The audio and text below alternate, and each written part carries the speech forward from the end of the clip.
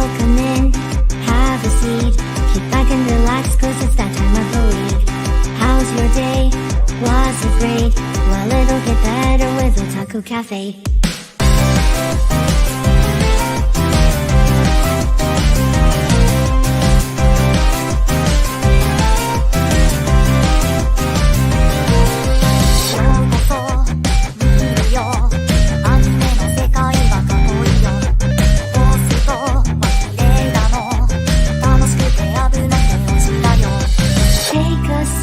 Nostalgia, let the memories bloom.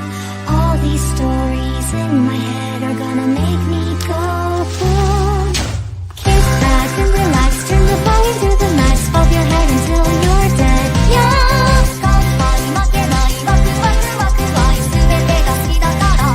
Yeah! Kick back and relax, turn the volume to the max, bob your head until you're dead. Yeah!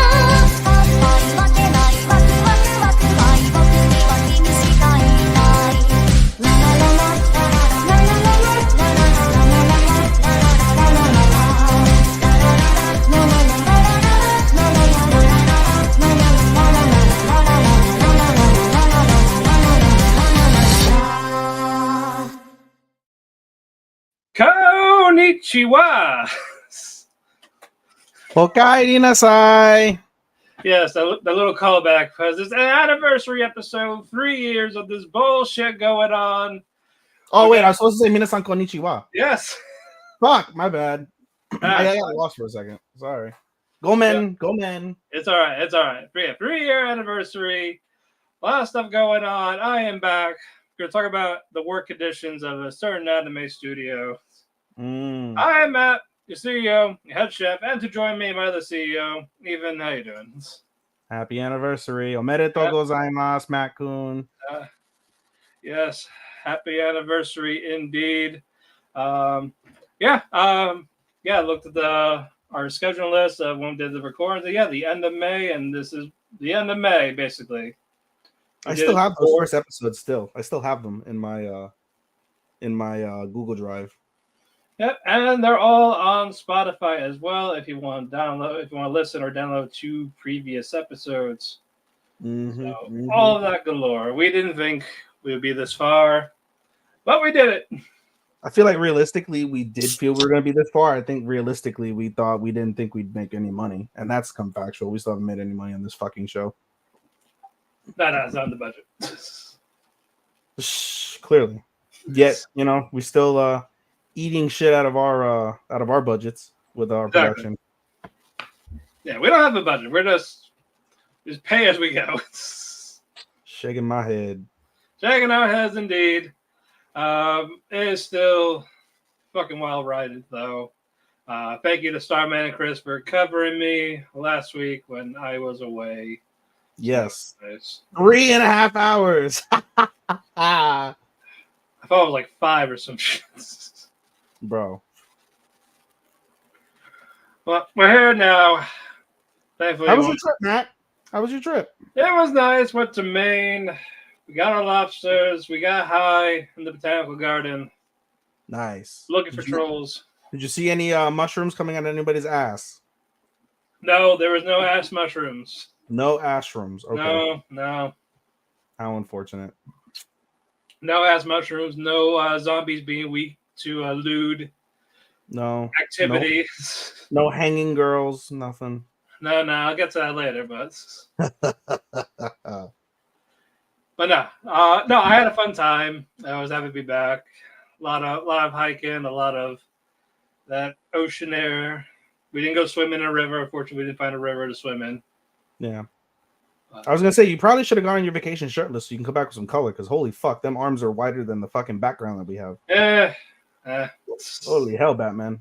Yeah, no, it's my old farmer's tan, as they say. Are you a ginger secretly, Matt? No, I'm not a ginger secretly.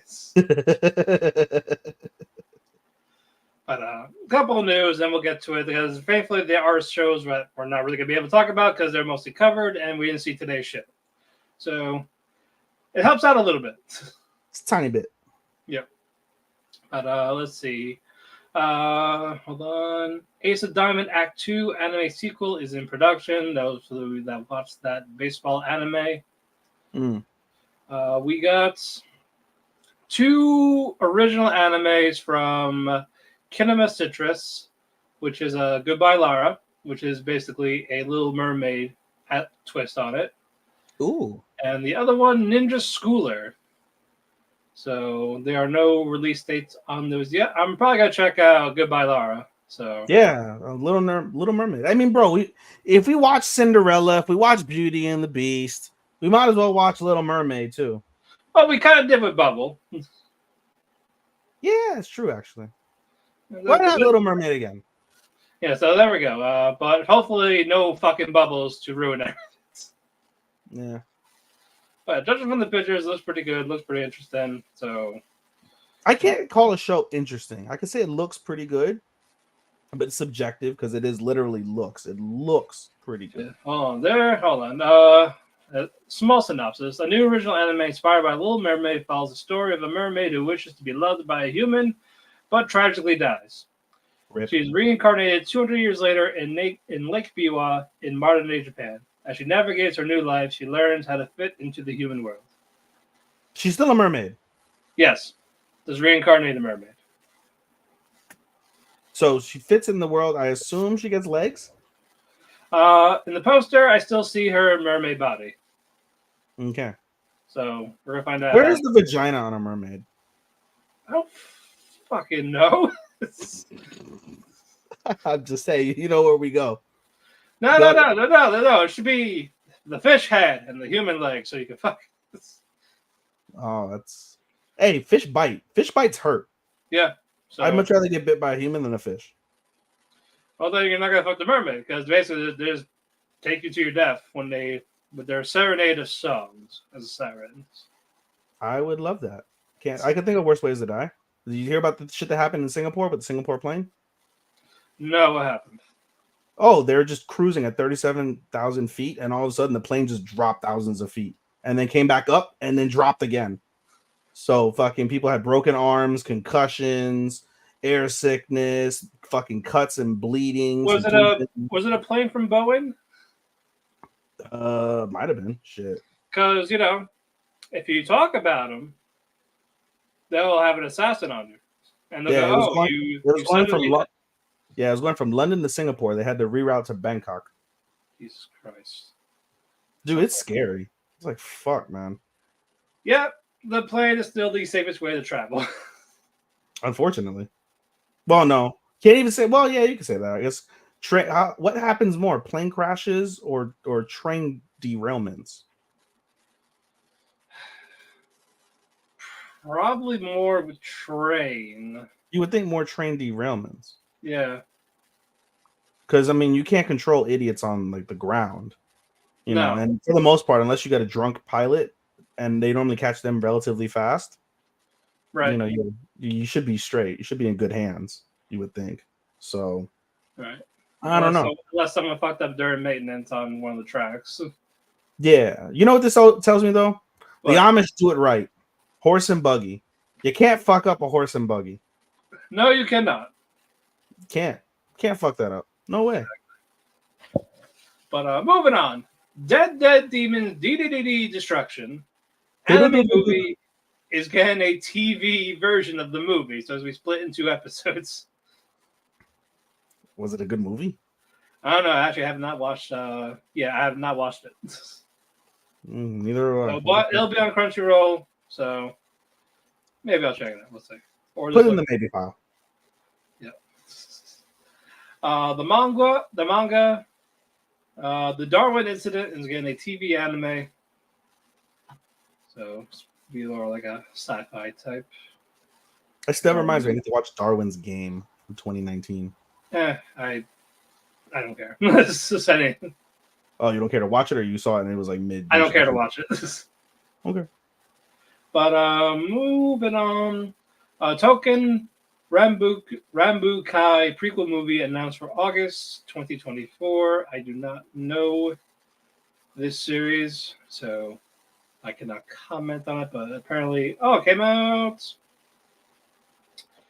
It came out last month. The movie or the series? Series. The movie's a prequel. Okay.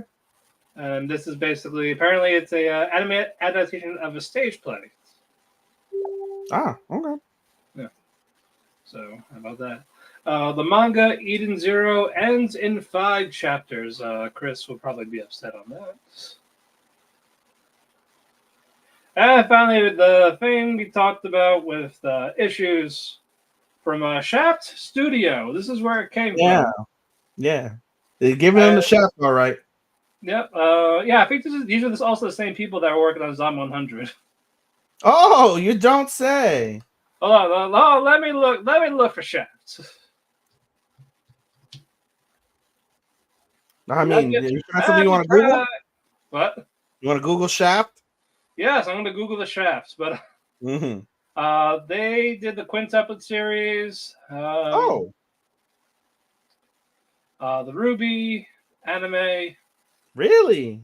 Madoka Magica. Wow. Some of the Fates series. Jesus. This is a heavy hitter. Yeah. Why is it no surprise that a heavy hitting anime studio is fucking their workers with the Shaft? Yeah, Shaft animator Hiroto Nagata breaks down on Twitter saying he has been crying while working because he was told that he would be erased from the industry if he did not complete work on time. And these are his quote from the tweets. The production manager says, if you don't do well this time, you'll be erased from the industry. So I'm working while crying, telling myself that if I don't do my best, I'll be erased. I'm working while crying, telling myself that if I don't do my best, I will be eliminated. I told you it was impossible, but I swallowed it down. There's no good in fighting with the production manager now. And here's more. Oh, wait, there's more. I dreamed about getting strangled by a person in my company. And even after I woke up, it still hurts for some reason. Since that day, I've had this suffocating feeling as if someone was pressing on my throat. Of course, I got worried and went to the hospital to get it checked, but there was nothing wrong with it. What is this? Anxiety. Jesus Christ. You know, I could make some jokes because I mean that second part with the choking sounds a little erotic. The first part, and I have a serious question. It's going to come out as a joke, but I'm really serious, right? I know we're going to get into the seriousness of the allegation and all of that, but I often wonder when we get people that complain online, like how much of it is workforce like slavery versus maybe they're a shitty worker and they're just bitching online, and because of the fact that their shittiness is coming back to haunt them because they suck. Well, that's a fact. If he was that shitty, they would have fired him because they just get rid of them on the spot. I guess because there's so many. They're just very demanded, and they get paid shitty wages. Sure. Yeah. So it's the whole nobody doesn't want to work here, but no, we want to work. We won't be paid fairly instead of just being treated like shit for nickels and dimes. Yeah, I mean it's what is it? Indentured servitude. Exactly. Yeah. But unfortunately, these employers cannot. They have a union, don't they? What? Don't they have a union? I don't think so. I'm not sure. Would it benefit them to unionize? Should it be unionized? You can negotiate labor terms. You can negotiate salary increases over a substantial period of time. You can guarantee, certain workers' rights. And to the opposite effect, the companies can have actual literal expectations of animators. And if you don't fall under these expectations, then you get let go, you get fired, whatever the case may be. So it can work out for the company as well. Obviously, unions don't generally benefit the company that is, employing the union workers, but nonetheless, I don't know why the Japanese don't think of unions. Are unions not a thing in Japan? I don't know. I have to look, but I'm trying to look. What's the Google machine say, Matthew? No union exists, as far as anyone is aware. Well, maybe that's something that they should consider because of the fact that it's not going to get any better. You bitching on Twitter is not going to make things better. Sorry. Yeah. People aren't going to boycott anime because of this shit. I'm sorry. It's a very collectivist culture in Japan. Yeah, well, I mean, it's world renowned how awful working life culture is in Japan. It is world renowned, like second only to the sweatshops in Asia. How bad it really is when you think about it. Right. No. And it's just crazy how they think any of this is okay. Well, because there's no repercussions. That's something I've learned in my job when it comes to not being able to get things done from certain people. I can have all the expectations. I can him and I can haw. I can complain. I can complain to management. I can vent frustration to anybody within the company surrounding things. But at the end of the day, if there's no consequences that back up any of what I'm saying, it's futile. It's an exercise in futility.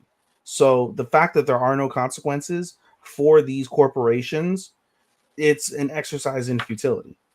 You're not going to get anywhere, unfortunately. You'll get fan sympathy, but you put it on Twitter. It's not an anonymous post. They're going to find this guy, and he's probably going to get fucked over even worse now at the company because of the fact that he actually voiced his concerns, and it's a bad PR move and all that shit for the company. So they might erase him now, not based off of his work, but it's over the fact that he put the company now in a bad light, shining negative press and shit. You know what I mean? So. It's a lose-lose no matter where you're looking at it. Hell, these companies in Japan get mad if you are sick, if you take a sick day. That's why people don't. Yeah. And or you just even go on your paid vacation, which you're entitled to. It's just work on it. Yeah, so if we see all these happy things in anime, it's like, no, that's not how it would go. No, it's the same principle of when I wear my $200 Nikes, bro. Like there was a fucking like kid that's like starving, that's making 10 cents, and he made my Nikes. And look at me, I've got my fresh Nikes on, but there's a reality to the shoes that everybody wears. They're made by some poor kid, some poor old man or starving man or woman, whatever. Like everything that we consume, all the great things that give us pleasure, in many instances, derive from someone else's suffering. That is just the fucked up part about consumerism and the economical standards in society. But you don't look at those things. But Starman actually did message us privately. Shout out to Starman. There is worker unions in Japan. Jesus, fuck, he went off. Yeah, enterprise unions, which is the most common type in Japan. These unions are formed at the company level. They represent employees of a single company rather than an entire industry or sector. Industry unions, they represent workers across the entire industry, such as Japan. Automobile Workers Union, which includes employees from various automotive companies. National centers, these umbrella organizations that coordinate the activities of enterprise and industry unions. The largest national center is the Japanese Trade Union Confederation, or Rengo. Manufacturing. Unions are particularly strong in manufacturing sectors such as automotive, electronic, and heavy industries, or public sector. Workers in the public sector, including teachers and municipal workers, also have significant union representation. Unions exist in service industries, though they are generally less powerful compared to those in manufacturing. So, they've been saying about anime. And I'm not saying like basically be a manufacturer. Yeah, basically. I mean, yeah, because I was going to say even if they unionize, it's going to take them decades to be able to gain any sort of power. It'll be minuscule. Right. So that's unfortunate too. That is unfortunate too. Before we do our reviews, we also have news about Toru Furuya. Yano Toru confesses affair with younger female fan for 4.5 years. What's younger? I believe she was in her 30s. How old is he? Toru, hold on. Now I gotta look. Is this Trump and Stormy Daniels in Japan?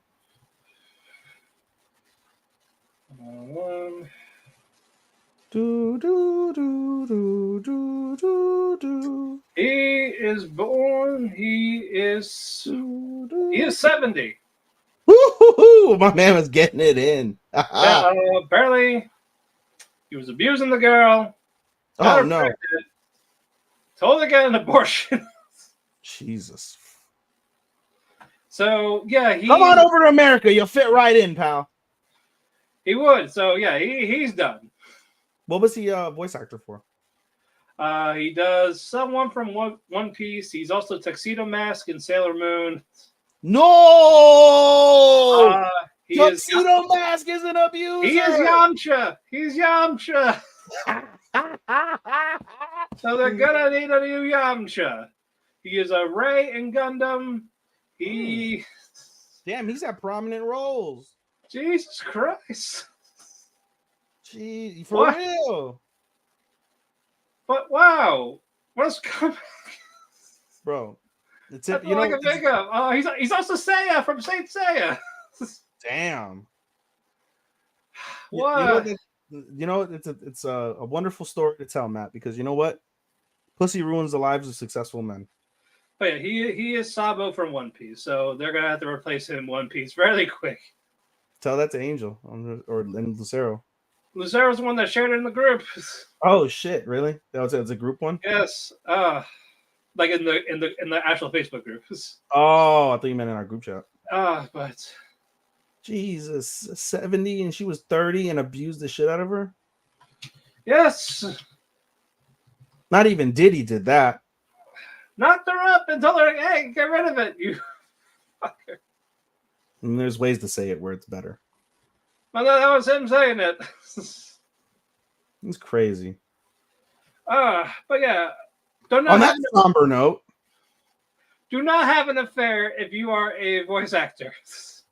Thank God I'm not a voice actor. Because you will be blacklisted for life because Japan does not fuck around with actors, voice actors, musicians. Has that guy who played the guy that cheated on Lisa, has he gotten any roles again? I don't think so, no.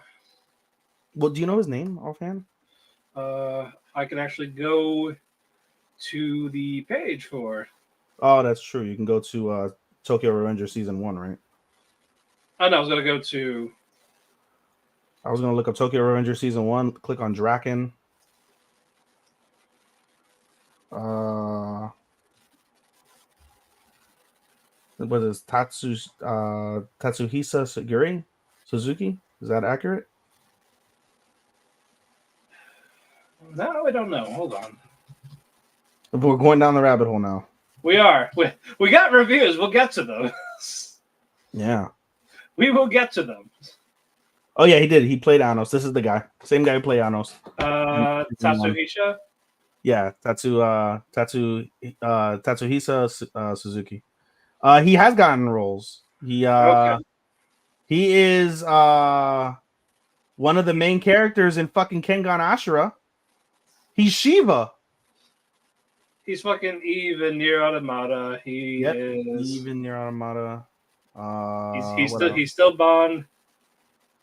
Is he still Bondo? He's still Bond from Bond. I think you said Bond. Seven Deadly Sins. And he's only got a couple projects, PBA, and then only a couple things. Yeah, so he's basically in what's it called? He's in the indie scene. He's on the indie scene. No, he's in the same position as our girls in voice actor radio. Yeah. without the lies, just the actual scandal. Good God. Holy shit. Well, on that somber note, by the way, Matt, for the record, yes. I just want you to know, you get to go first because you have only 4 solos and I've got 6. I took stable from our original list. Well, I don't have Dungeon because Chris covered it. Thank you, Chris. Okay. I got Girls Band. Okay, fine. Yep. Grandma. I got Train. Excellent. I can talk about the JoJo's Bizarre Adventure for females. Okay. And Grandparents. All right, you've got 3, and I've got all of mine, which is Unnamed, Tsukimichi, Vampire Dorm, Kaiju, Angel Included, and Slide. All right, so I will go first. Have fun. I will have fun. Thank you. Wake me up when you're done. I'm just kidding. That should be I your should be line. telling you this. Yeah, that should be your line. I'll do the grandparents. Oh, I bet you will. Like fucking this guy just did. He was the Yo, grandparent. look, they're hot. Grandma, grandpa are hot. Oh yeah. Yeah, when they turn young, when they're in their like 30s or 40s, they're fucking hot. I'm telling you, man. Would. MILF culture. It's growing. They're finally going on their honeymoon.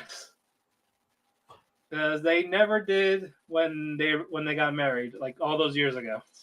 I mean, it was wartime back then. I get it. Well, that and grandma had an illness, so yeah. Thanks for time, mom. Well, she was away from that, but stop it! Like, stop it! She was in the country. There are two places. Don't forget, there are 2 places they got hit by the bomb. So you got 2 chances. You get some radiation sickness. But they are being accompanied by one of the grandkids, Mino, and her friend Shota. Okay, sure, why not? Okay. And Shota likes Mino. Mino likes Shota. And it was funny that Shota's grandfather didn't want him to go. Say, no, you're not going to Tokyo. You're not escorting these elderly couple. And then the granddaughter comes to say like hi and all this. He's like, he's getting married.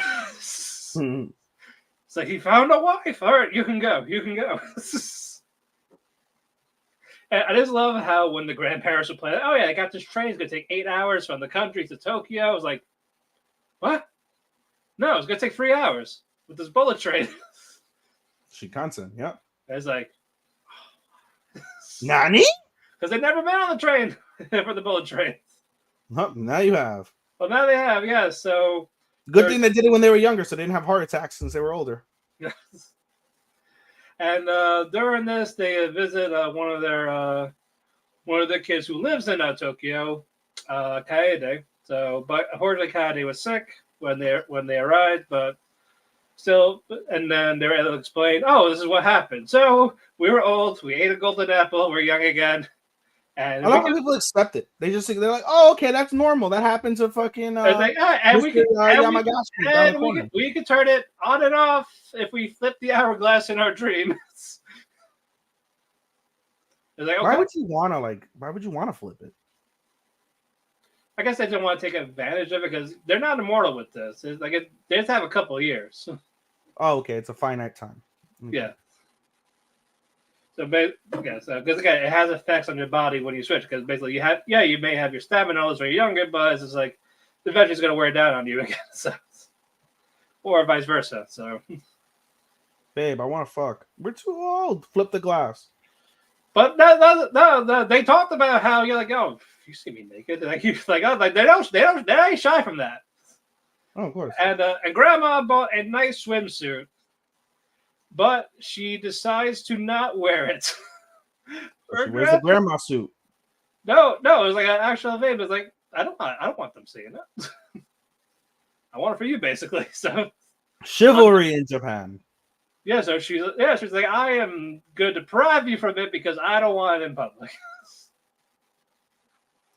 That is very and they never done like this public bath, like hot bathing in the hotel, so they got to do that finally. Mm. And of course, in Tokyo, like in the big city, they get away from the people that will try to con you for money or some shit like that. Nah. Oh. The grandfather is like, oh, you look good in this. Like, oh, I want this, but that's for old people. That's fine. That's fine. As he looks really good in this fancy fucking suit. He's like showing it off in public, and all the men and women, all the older women, are like, oh my god, this guy's hot. He's wearing this grandfather thing. Mm. And of course, they do like their shrine with the charms and all this. And like what they want their goals for, and the grandfather will basically continue living with grandma, like keep loving her and having all this. Like he was being very sweet. It was like, oh, so they really love each other. But nice little honeymoon for those 2 episodes. They're back home now. Are they on the top 10 couples list? For me, yeah. No shit, Sherlock. I'm talking about and the votings, no. Boo. I was like, well, they don't want to see old people, I guess. Nope, we But just want to see damaged and fucking fucked up ones and lollies. how low have we sunk? Oh, don't ask that question. It can get lower. However low it is, it can get You're lower. right. We can go lower. You can go lower, buddy. We can go lower. Okay, It's a bottomless pit in Japan. Yeah. Moving on. Train to the End of the World. Woo! We talked about the Chris talked about the zombies and how they're weak to horniness. That's fine. They glossed over two things that happened. First, the first stuff they had is basically as they were in that town, they made them very fucking itchy. Okay, fine. Like all over. Like what the fuck? They don't know how. And it stopped as soon as they left that town. And then this next one, it got very dark really fucking quick because they all had nightmares of their regrets. Wow. So I'm like, what the fuck? And so they on to the bad trip of the adventure. Yeah. They're on a bad trip. Exactly. They had a bad trip. Like one was like, I'm sorry to let you die type of thing. And I was like, what the fuck happened? And then OP played. Yeah. Yes, yes, the nightmares were crazy. Yes, and then as soon as they talked about those nightmares, straight to the opening credits. It's like, okay, we're not gonna explain what the fuck happens. Oh god. Like, all right. I hope we come back to that. Did they? No, not yet. Losing points here, folks. Losing points. No. I got more points. I got more points after this episode. Daddy, it's my fault you left. Yeah, that was another one of them. No boy. I do not know the name of the next town they were in, but this was basically Ozumi Gakugen or Chaos. It's for this TV show. Okay. And it's like, okay, the Chaos the cat, like Alice and these other things, and one of the girls is very suicidal. Like the noose stays on her neck. I mean, that's taking wearing a choker to a new level, huh? Like, hold on, let's. So I know Starman shared the. Yes, shared the picture. I read it and I was like, well, Jesus, that is super fucking dark, eh? Yeah, it glass shoe chat. You know what's really fucked up, by the way, Matt? You're talking about this conversation with like hanging and noose, and it's the 4-year anniversary of Hanakamura's death. How dare you? Oh, that's right. How fucking dare you? You rat. Oh no. You piece of shit. Oh fuck. I am so sorry. Yeah. Oh fuck. You should have put a trigger warning in this bitch. Fuck.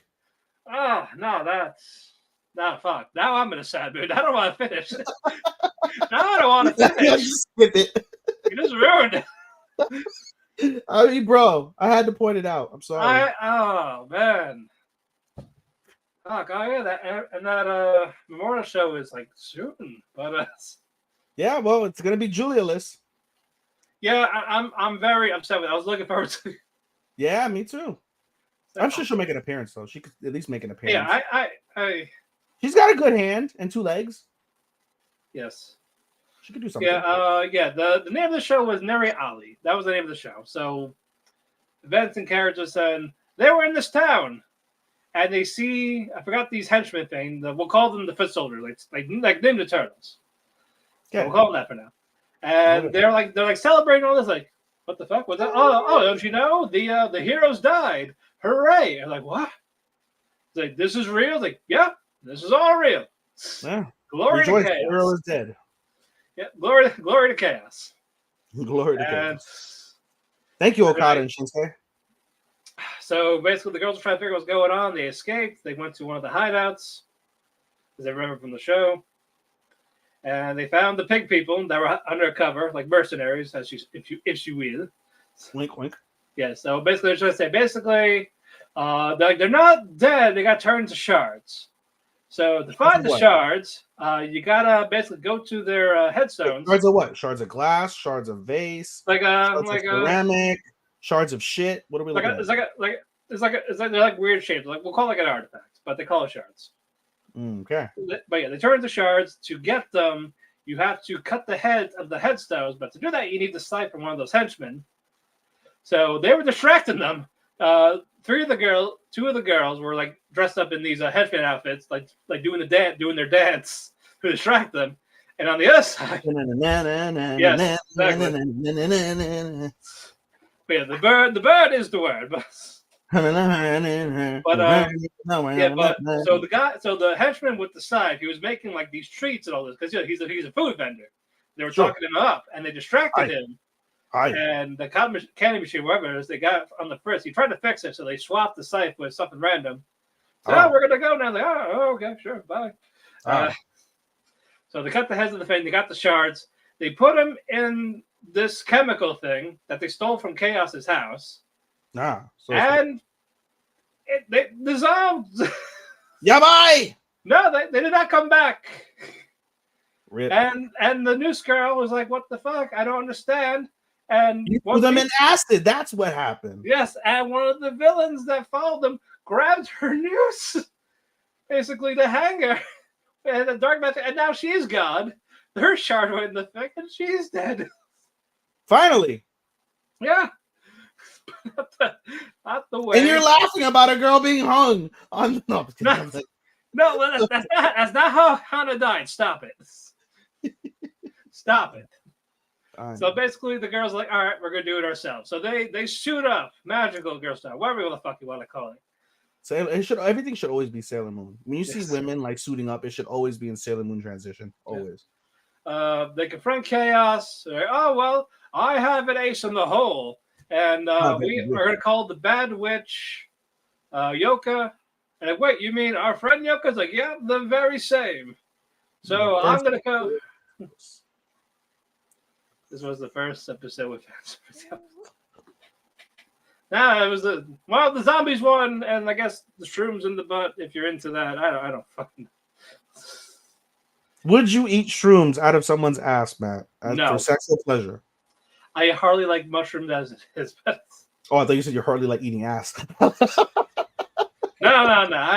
I cannot trust that. Anal, sure, but rim in, no. I cannot do a rim job, no. Or I am not okay with that, and I am not okay receiving that. So. I've never received. I've never had a desire to receive. I love to give. It's great. But anyway. like I'm good. I don't trust that. I don't trust myself. That's why I don't let people near mine. I'm like, yeah, you can clean up all you want, but it's just like, well, did you do this? Did you do that? It's like, I'll never forget one of the few times that I've done anal. I was doing my thing.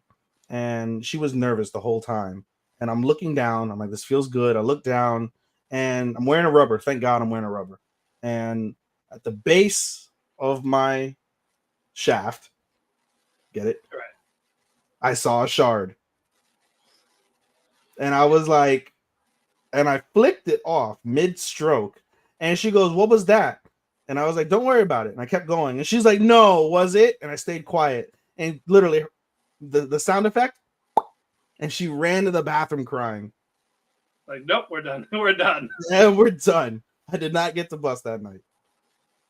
Yep. Oh, shame. Shame. But no, fun, wild episode. Cannot wait for Monday. One more for me. Girls band Cry. Yes. They got the whole band together. All five girls now. We got the bassist. We got the pianist. Yeah, I bet they did get the penis. Yes. Momoka does a bombshell reveal, basically saying, I'm leaving the band after this show. Okay, why? She doesn't say. She was a part of a group called Diamond Dust, and she left it, and Nina, if you remember before, Nina wants to keep antagonizing her, saying, tell me why. Why'd you leave? It's like, why is it a big deal? Why is your goal to one-up this old group I was in? Because you should be pissed off that they kicked you out. I was like, I left. That's it. You don't need to know anything else. Oh, so she's a band whore. She jumps from band to band, huh? No, like, no, we don't know why. We don't know why they kicked her out. That's why it's making it sound like. You're setting it up for something traumatic, huh? Is that what they're doing? It's basically a traumatic thing, probably. Probably. It always is. Yep. So Nina leaves her alone for now. So Nina, Subaru, and Tomo are arguing because they need a new name for the band. Because fucking also I fucking love Tomo, the pianist. But oh, you love Tomo the pianist, huh? Yes. But she's basically saying, change the name or I'm not gonna play in the band anymore. Oh Jesus. No, like it's a stupid name. It's like fine. It was temporary anyway. So they all try to come up with a name. They cannot agree on a name. Okay. So it's like, so there was that argument again. Like Nina eventually finds one, and we'll get to that a bit. Like the official name, and so it's born. They get to the show and all this, and fucking as Subaru, Momoka, Rupa, Tomo, as they were like doing little band talks before the show starts, Nina goes out without them to do like an introduction, rather long introduction, and it's like she's hyped up now. We finally got the name, as she sees a couple of shirts in the crowd, and she goes with it. It says Tokanashi Togari, and that's the new name of the band. What is it? Yeah. Togenashi Togeari. It's pretty long, but okay. And they're like, oh, that's what the name of the shirts. Holy shit, what a coincidence. What a coinky dink. Yeah. And as she was still talking, fucking Rupa, the bassist, she just fucking bumps her ass and like, hey, stop talking. Let's play. You're talking way too long. Like, so. All right. Sorry. Got excited. They do their song, very nice, and as they finish playing, Nina's like, I have an announcement. I am dropping out of school. Because she's a student, and basically she doesn't want to do school anymore. She wants to focus on the band.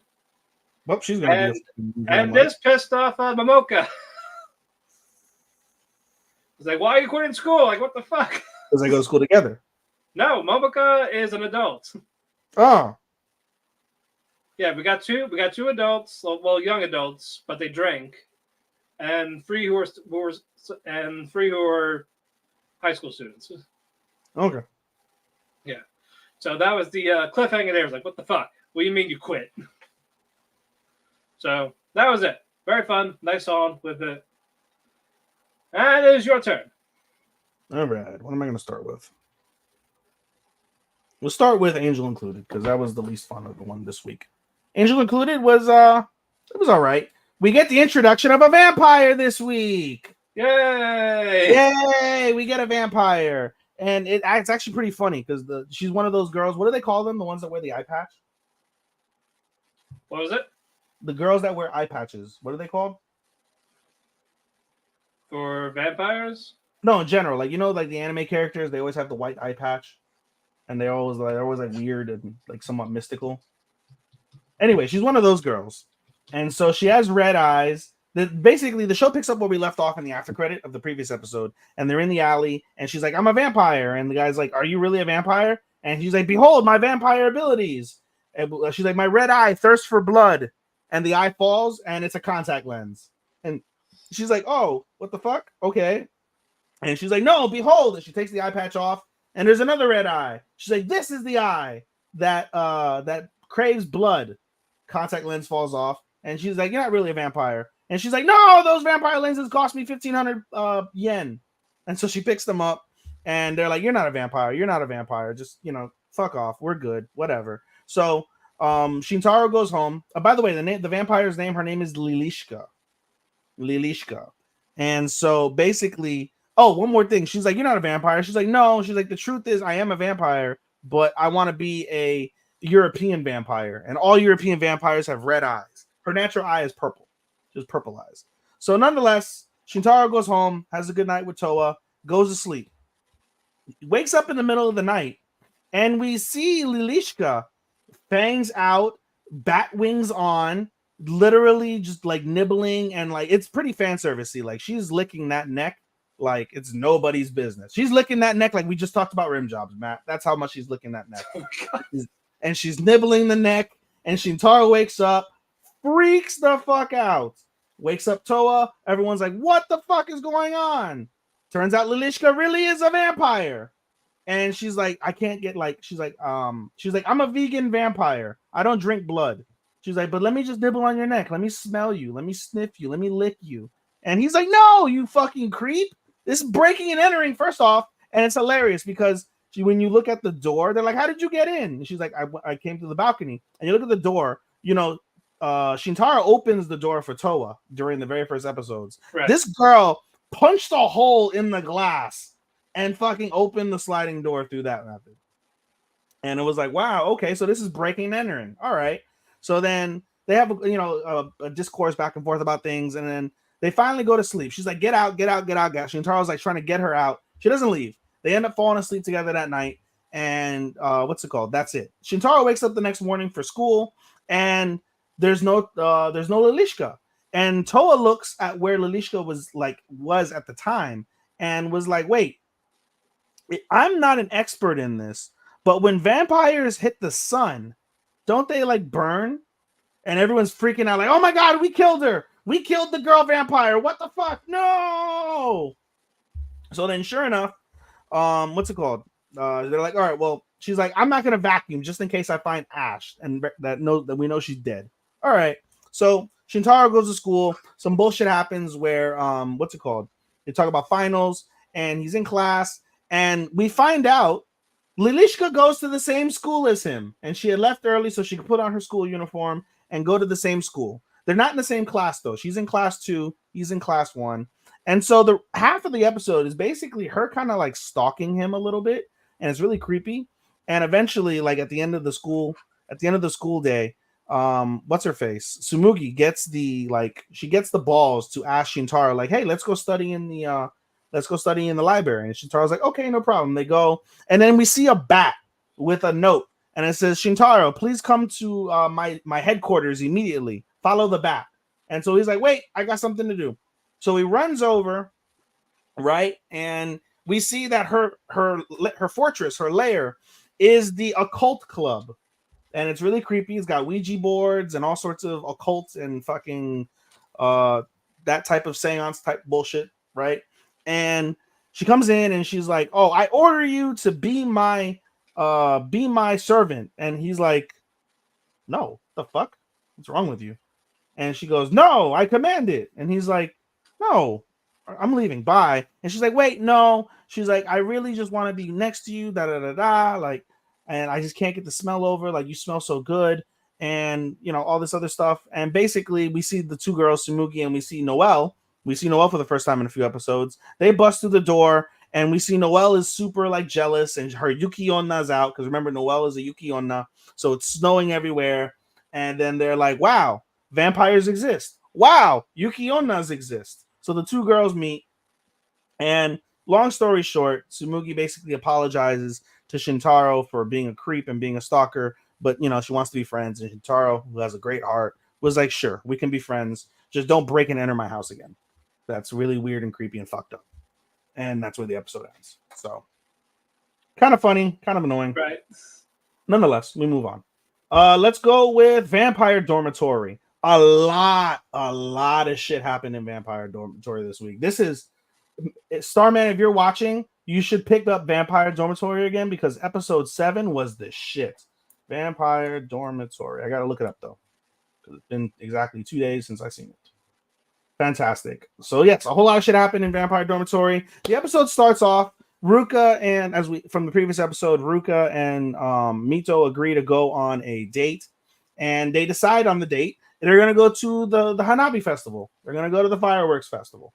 And so Ruka goes over to Juri and, saying like, I got a date with Ruka, And so Juri starts looking for clothes. She's like, you want to look really pretty? You got to wear a yukata.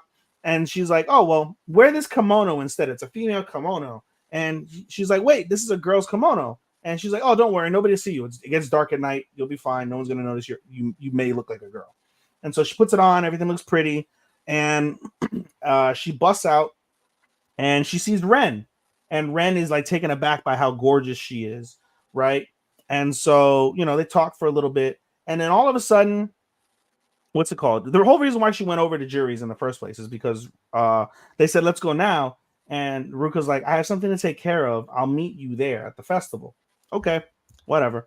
So, but that's something that we take care of. Basically, Ren notices vampires. He has the stench of blood and death. And he's like, I'm going to go with you to the festival and protect you. Okay, no problem. So they go to the festival. And that thing that Ruka needed to take care of is a bunch of basically bully vampires, and they try to bully him. They get into the fight in the dorm. The dorm gets all sorts of fucked up, glass broken furniture. But Ruka wins eventually. Ruka wins. Meanwhile, while this is all happening, this whole battle's happening, we see Mito and Ren. They're together at the festival. They're eating the festival foods and having a good time. And the fireworks start going off.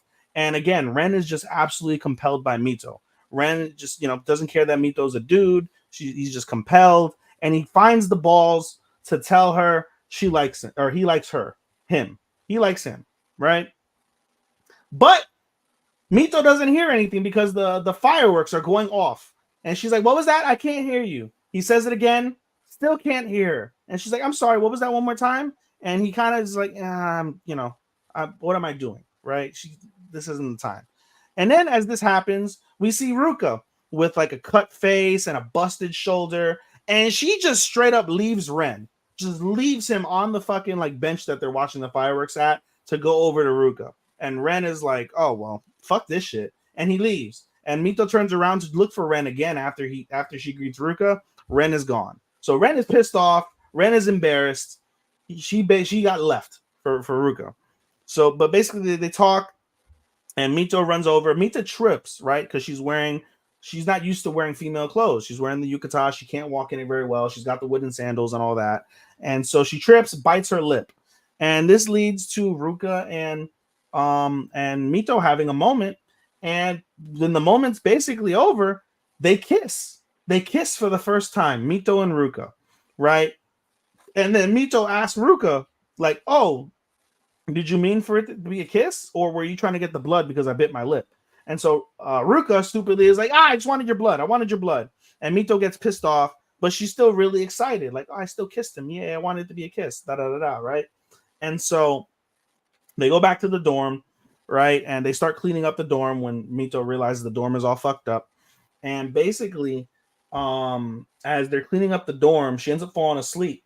And all of a sudden, Komori comes out. And Komori is like, I see you had a fight with the vampires. And basically, when all the vampires have like an animal form, and when they're too weak to like do anything, they revert to vampire form. So we see a rat, we see a snake, we see like an armadillo, we see like random fucking animals. But the snake is what will come into play later. And so basically, Komori is like, listen, you've been fucking around. I don't care that you like Mito. I'm glad you found somebody to like. But your job isn't to like Mito. Your job is to like a girl and have babies with the girl and become a vampire, right? A true vampire, because all true vampires have the one they're destined for, and that one is always a woman. So you're going to come with me right now. We're going back over to like, Hotel Transylvania, wherever the vampires are at, the vampire headquarters. We're going over there. So all the vampires in the area, they go, and it's summer break on top of that. So there's nobody in the dorm. Mito thinks she's alone. And all of a sudden she hears a snake hissing, and the snake is like, I need her blood. I need a lot of blood so I can transform back into a human. And he goes to try and attack Mito, and Ren steps up, and Ren is there. And Ren is like, what's going on? And Mito's excited to see Ren. She's like, yay, I'm not alone. We can hang out. We can talk. We can eat together. But Ren is still pissed off. Ren is like, nah, don't come near me. You're not allowed in my room. I don't want to see you. We're good, bro. Like, do you, I'm going to do me. And Mito stupidly is like, what did I do? I don't know what I did. And so while he thinks about that, he's like, oh, I can finally use the public bath because there's nobody in, right? So he goes into the public bath, she gets changed, but the snake follows her. And the snake lunges, the snake attacks and bites Mito. And as it's going to go again to continuously eat Mito's blood, Ren steps in because he hears her scream and basically like drains the snake of any more power. And the snake is basically like, it looks like a little tadpole. It ain't shit now. right, and tosses it off to the side. But this, because it's a snake, it's a poisonous snake. It was a rattlesnake to be specific. So it's a poisonous snake. Mito starts to like feel weary, and Ren is like, "Hey, you got bit by a poisonous snake. Let me suck out the blood, right? I'm gonna suck the blood out, suck the poison out, and you'll be okay, and we'll get you situated, right?" Well, the snake bit Mito right above her breast, and the bandages that she was already trying to take off, they finally come undone. Mito manages to cover her nipples so Ruka can't see full boobie. Or not Ruka, Ren can't see full boobie. But Ren finally realizes Mito is a girl. End episode. Her secret is out. Fabulous. That was a really, really, really good episode. And I forgot to mention basically that all the vampires are lambasting Ruka because, you know, that whole mentality of like, you need to find a girl. You were like, what are you doing? You spend all day in your room with a man. Do you like the men more? Like, what's going on with that? Right? It's not like super like hyper like masculine, like, you know, heterosexuality, like, yeah, like it's not like that, right? But like you can obviously like tell that that's kind of like the direction in which that they like portray it in that instance. All right, moving on. Let's go with reincarnated as a slime. Let's go with reincarnated as a slime. Finally, some action, some good action. Basically, we see Hinata and her knights. They catch up to each other, and they're trying to get to the town, trying to get to Tempest. And along the way, they come across the town.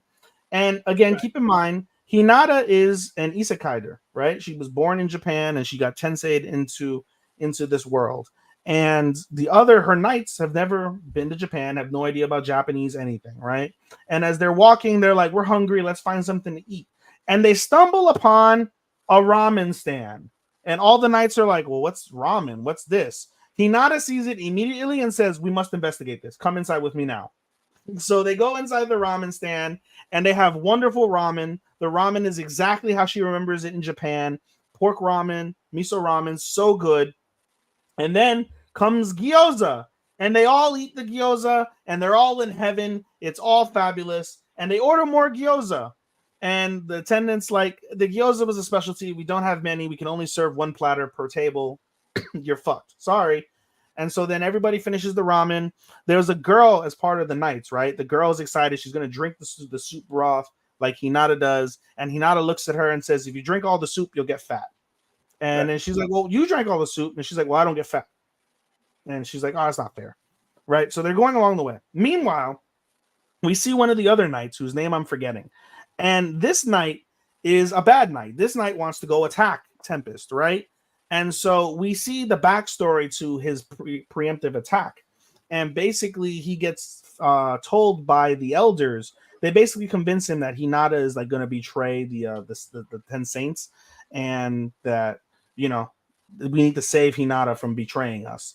And so he's like, I'm going to do it. I'm going to be the one to save our captain because I am devoted to her, right? She's a wonderful leader. I'm going to save her. She would never do us in. And so he's got his whole mentality with his troops. We're going to fight the monsters. We're going to fight the monsters. But throughout this whole time, Hinata and her knights are realizing like, bro, these monsters aren't bad. Like they really want to like, you know, ingrain themselves with humans. They offer us protection and good food. There's no quarrels or quandaries. We're good. Like I'm realizing like he's a good demon lord. But nonetheless, they end up getting into a battle as they approach Tempest. Basically, Rimuru advises his forces to make their moves. They make their moves. The monsters kick the shit out of all of the demons. It is incredible to watch. Or not demons, I'm sorry. Kick the shit out of the knights. Kicks the absolute dog shit out of all the knights. And Hinata makes a beeline towards the battlefield. Sees all of the knights getting their ass kicked. She's in shock. And basically, the episode kind of ends with Hinata standing in front of Rimuru, and Rimuru's like, wow, you got here faster than I thought. And then the presumed showdown will happen the following week. But it was actually really good. The way I sold that, I didn't do it justice. Right. Like it was still, we finally got some action after 3 episodes of world building. So that was good from that front. Moving on. We'll go with Unnamed Memory next. Unnamed Memory, solid episode of Unnamed Memory. Chris and I closed with this last week. As we mentioned, the cliffhanger of Tinashe going away with Lanark over to the kingdom of what is it, Kurcell or something? What is it? Kurcell, I think it's Curcell. But anyway, they go to the kingdom, and everyone's trying to figure out what's next. The episode actually starts off with Hinata speaking to one of the princes of the 4 nations that are planning to attack that country of Curcell, and basically was like, hey, don't attack us right now. Give us 2 weeks, and then come attack us. And the fucking prince stupidly listens.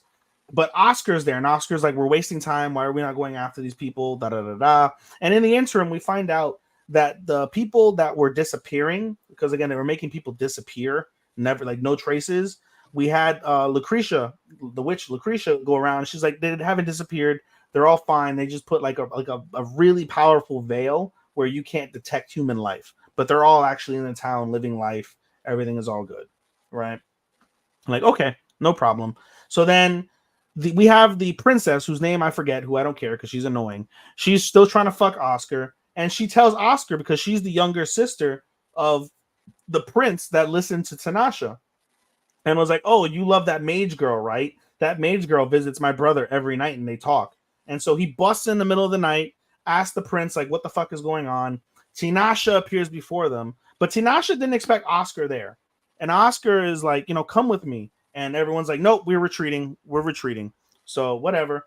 Oscar gets the full story about what's going on. He gathers all the forces. They plan to make their moves. But before they make their moves, we get an appearance from the chief of the mages of Curcell, right? And the chief is like, hey, I want to teleport you guys so you can see the final like moments of your continent as you know it, right? It'll be a new continent. You all will be subjugated, but we want you there present at the time. Come with us. And of course, all of the knights, they're all got their swords up. They're all ready to battle this chief of the mages. And Oscar is like, yeah, take us there. Okay. So they transport them there. They transport them to the ruins that we saw in the previous episode of the events that happened 400 years ago where Tanasha became a witch. And of course, it's an ambush. It's a trap. It's a trap. And they're all stuck. They don't know what to do. We see Lanark. And Lanark, this episode is very labored. And we find out earlier in the episode, basically, that Tinasha says that male mages don't last as well and they're not as powerful as female mages because of the fact that male mages go through instability in their mana and their magic. And basically, we see Lanark going through that period of instability. And again, keep in mind, he's well over 400 years old. He's got to be like 450 years old. He's old as shit, right? So he's got the stability going on. He's really kind of sick, right? But nonetheless, Lanark summons Tinasha. He announces Tinasha as his bride-to-be and basically starts this massive spell, right? And the spell encompasses the 5 great magical lakes because, as we learned in the previous episode, when the country that they used to rule and used to have there was destroyed, all of the spirits of that country, all the dead citizens, their spirits became basically the magic as part of the 5 lakes. And so he starts summoning the magic, starts figuring out, and he starts calling out all the lakes' names: hatred, despair, agony, jealousy, like basically like a mix of like deadly sins and like feelings of like negativity are the 5 great names. And as he's about to complete the spell, Tinasha overpowers him and breaks his spell. And Lanark looks at Tinasha and is like, what are you doing? And she's like, I searched for 400 years looking for you. I was so happy when I found you. I could have cried.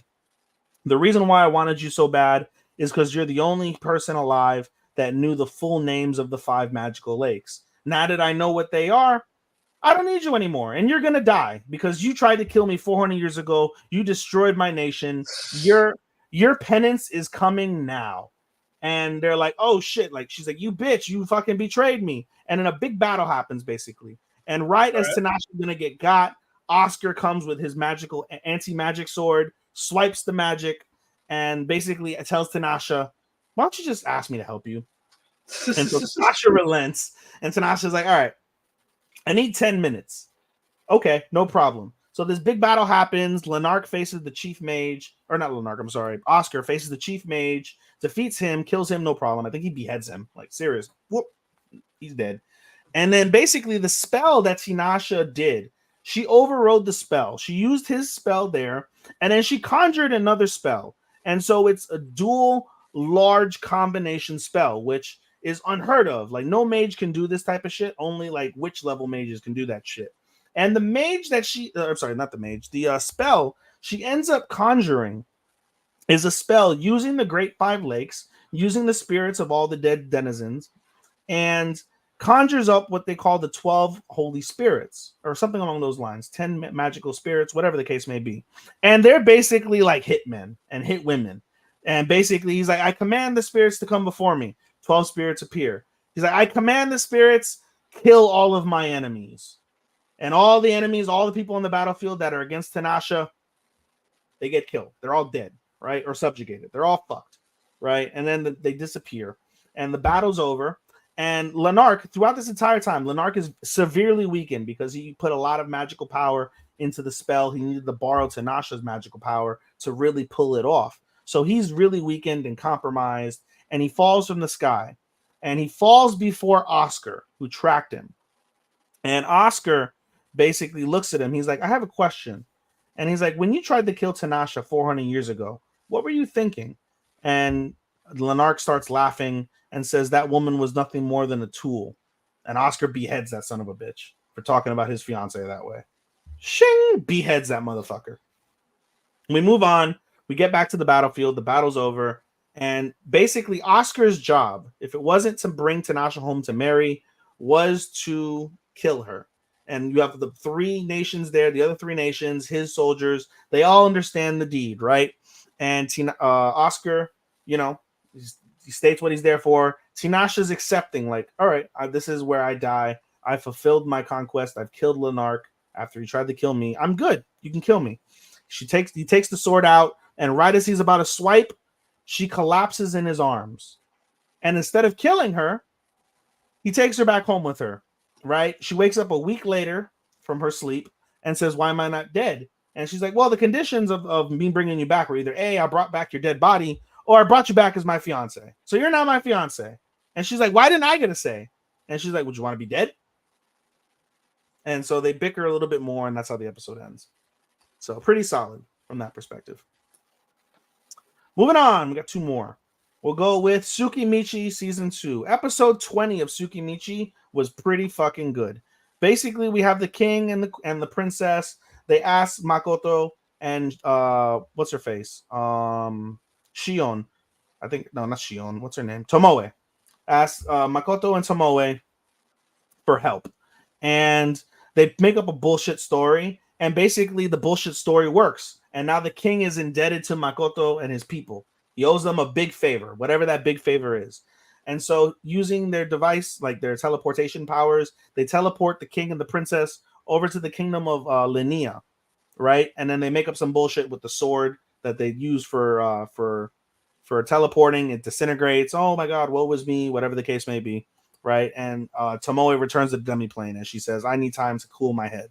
So she returns to the demi-plane. They pull off the feet. Everything is good. Shiki and Makoto are talking back and forth. And all of a sudden, a giant beam of golden light shines upon them. And the goddess has summoned both Shiki and, more importantly, Makoto up to heaven. And the goddess and Makoto talk a lot of shit back and forth because they don't like each other, right? A lot of back and forth bullshit. And the goddess basically orders Makoto to basically go and help the humans, help the heroes, defeat the demons, and that's it. And Makoto's like, you're asking me for a favor when I hate your guts? I hate you so much, I could join the demons. I should go join the demons. And she's like, all right. He's like, you want to be rewarded for this bullshit? Fine. I'll reward you. If you help them out, I won't interfere. As long as you don't oppress humans, I won't bother you in your affairs. You can do whatever you want. Just don't fuck with humans. And he's like, basically, that's not enough. Like, fuck you. I don't give a fuck about the humans either because they love you and I hate you. So therefore I hate them. And she's like, well, what else do you want? Makoto's like, well, shit. She's offering more, but I don't know what I want. And so Shiki basically speaks up for Makoto and is like, I want him to be able to, he should be able to be granted the ability to speak common, aka speak English. Should be able to speak English freely. And what's it called? The woman, the goddess is like, well, you know, I never took away your ability to speak English. I just gave you the ability to speak everything else fluently but English. So if you had spent your time trying to learn English, you might have been able to do it yourself. But if that's all you want, fine, no problem. Here you go. You can speak English. And she shoots a light at Makoto. But of course, there's a little bit of get back from the goddess's side. And she proceeds to basically torture the shit out of Makoto for several minutes to the point where he's bleeding out of his eyes and nose. Right? He got the powers, but it came with a cost. And she's like, all right, well, now that you've got your powers, help me out. Be gone. Free fall. They drops him out of heaven. They free fall down the sky. And as they're free falling down the sky, Makoto goes over, or he summons Tomoe and Mio and was like, hey, can you hear me? They're like, yes, master. And they're like, all right, I'm going to have to go help the demons because the goddess is a shitty goddess. Or not the demons, I'm sorry, the humans. I'm going to have to help them. I need you to do our plan that we talked about before. And the plan was earlier in the season, basically. The demons have the two girls with blue hair, whose name I'm forgetting, and I don't feel like looking it up. But their kingdom, they possessed their kingdom after they destroyed all the occupants of that kingdom. We're gonna take it back. I need you to take all of our best men, and I need you to lead them. And we're gonna take back that kingdom because of the fact that everybody's distracted. No one will realize what we're doing. We're all good, no problem. And Tomoe and Mio get excited. They're like, this is the first time that the master has asked us to fight for him. Like, we're excited. Let's go do this. And they rile up the troops and they go to the town. The town has 2,000 demons, right? It's a fortress town. It's got 2,000 demons. They come with a force of 100 demi-humans. And 2,000 against 100. You think that's going to work out generally well on average? Is that a good idea normally, Matt? For what? If you have a force of 100 people and you're going to go fight another force of 2,000 people, is that normally a good idea in anime? Yes. Yes, of course it is. Look, I see 300. I know 300 Spartans against the Persians. I know. Let's go. Let's go. It's a good idea, right? Yeah, so they go in, they overpower the demons, they kick their asses, and we see the end of the episode, more or less, is Tomoe going up, meeting the general that's in the thing, and it's like a snake. His name is Left, but he's this powerful like demon like general, right? And they have some back and forth amongst them, and they're gonna fight in the next episode. The true end of the episode basically is Makoto as he continues to free fall. He sees the burning town of the kingdom of Limia, and he's like, the time has come. I'm finally gonna meet the two other heroes. Again, he doesn't know who the two heroes are. He just knows one's a good hero, one's a shitty hero. And the good hero happens to be, as we had mentioned previously during last season, his senpai, his pretty senpai from his school. That's the other hero. So it'll be interesting to see what happens when they meet from that perspective. Right. So there's that. And then finally for me, I believe I've got one more, and it is Kaiju number 8. Kaiju number 8 was pretty fucking solid. We basically see the first battle happen, and I'm telling you, this fucking monster, holy shit. If you think of like the Eiffel Tower, the Tokyo Tower, the Empire State Building, the World Trade Centers, like all combined, that's how big. They call this a Honju. A Honju is basically the master monster, like demon, like monster thing. And the other like smaller little creatures, like their little like descendants or whatever, or children or minions, they're called Yonju, right? Right. Which is kind of funny when you think of Honju and Yonju. Hon is I think what 8? No, Ichini Sanshi Go Yon. Somewhere like it's basically numbers, which is interesting. So you have like Honju, which is I think actually no, Honju is like 1,000 or 100, something along those lines, and then Yonju is 40. So I don't know why they named them that way, but nonetheless, inconsequential. We basically see all of the recruits. They have to battle all the Yonju, and they defeat all the Yonju. And Kafka gets left behind because Kafka he has no powers. He can't really do shit. And he kind of has like an epiphany. He's like, I'm not doing anything. Everybody's doing fantastic. I need to contribute. And so how does he contribute? He's been studying kaiju anatomy. And he goes to one of the dead kaiju, and he starts looking at the kaiju. And he's like, okay, 2 things. Their cores are behind their neck. So you're going to need to like, shoot them in the back of the neck to officially kill them. But it's stuck behind like a thick layer. And so for people that have less battle power, they have to shoot the sides of the neck multiple times to expose the back of the neck, in essence. And then he said the second thing is these kaiju, have reproductive parts. And even though if you kill the kaiju, they basically all have eggs and they all have different yonju, and they can go and they can spawn endlessly, basically. And so this is what you need to do to kill them. And he tells the captain this. The captain's like, wow, your studying really paid off. You may not be good in terms of like battle fighting, but you're still good for something. Good job. And he fucking relays the message to everybody in the town, like all the fighting forces. They all do well. And then we see Kafka's what's it called? Kafka's, like, you could say like childhood friend, his love. What's her name again? Rejected. Huh? The rejection from. No, there's no rejection. Not from that perspective. Where the hell is Kaiju number 8? Here it is. What's her face? Ashiro. I always forget her name. Ashiro. Ashiro comes in and she's got a giant mega cannon for a gun. Yeah, I mean, it's fucking like a bazooka. She's got a fucking bazooka. And she's about to shoot the fucking Honju, right? She's about to shoot the Honju, and she looks down to her left and she sees Kafka.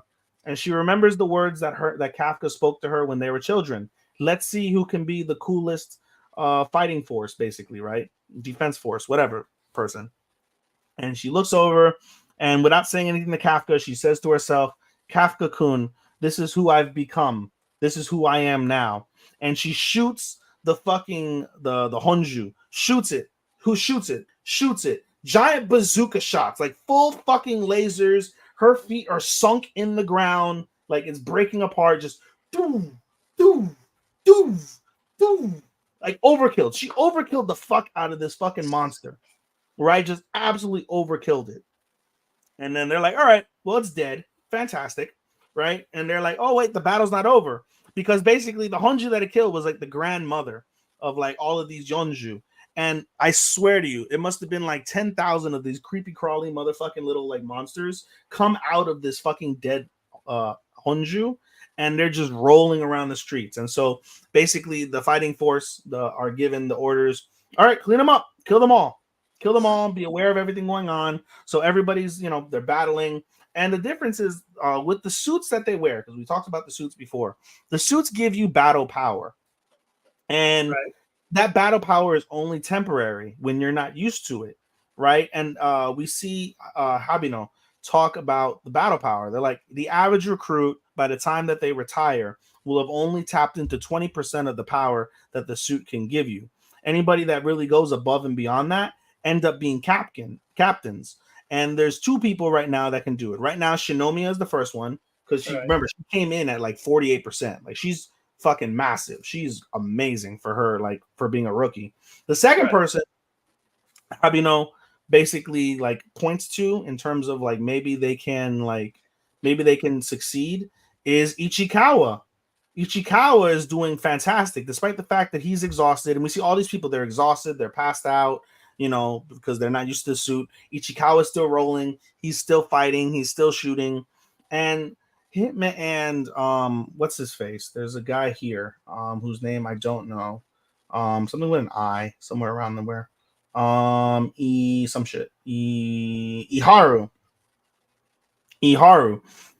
They're basically roaming the streets, and they come across a man in a cleaner suit, and they're like, hey, we don't need the cleaners now, come back later. And the cleaner basically says, I put these reproductive parts on them and they're gone. Maybe there's somebody in the defense force that knows all about kaiju like me. He's like, hey kids, do you know? And that person in the suit is the kaiju number 9 that is unknown yet. So he will be known in the next episode. You'll know. Mm-hmm. Is that it for you? That's it for me, buddy. All right, we got 11, I believe. All right. But again, some we didn't see it today. Well, I saw Disappearance today, so I have not seen today's at all. And you talked about it last week, right? Yes. Oh my god. Yes, sir, we did. All right. So 10. So let's get 11 because of condition. Yeah. That's right. Unless you guys did talk about last week. Nope, we didn't. Because I hadn't watched it at the time. Okay, so that was the 11. Let's do Misfit. Good episodes. Anos did something finally. They're good episodes. Oh, you didn't cover last week's? No, we did. Okay, so it was episode 6. Okay, I said they're good episodes. that's what I said. Like, okay, but also no new episode this week. Forgot why. They didn't say why. It's probably gonna be a recap coming up. Yeah. But no, Anos is finally doing stuff. He's fighting Cardinal Ahid. Whatever. Hyde. Hyde. Hide and seek. Asshole Hyde? I don't know. I don't know. We'll call him Cardinal. So the Mr. Cardinal there, they had to fight, and I like how I understand OP characters. It's just I know it's just annoying, but still, he's not that annoying. I don't think he's that bad. It's like he can do everything. I'm enjoying him this episode right now. I'll tell you what. I'll give you a spoiler. This show is borderline making number 13 so far on my list. I made an official list. I've put out 13. I've just got to organize it. It is not on mine. That's fair. I can't count many of the good ones, so. No, I do have a 13. I do not have an order. I have a 13. I don't have an order. Some bumped up, some went down. Yeah, I mean, right now at this stage, I think my number 1 is clear and cut for me, and then the other ones can move around. I think, no, you know what, honestly, 8 and 11 are also solid. I don't think they're going to go anywhere. Yeah, no, I have no concrete order on everything. So, all right. Anyway, let's keep going. But no, what you call it?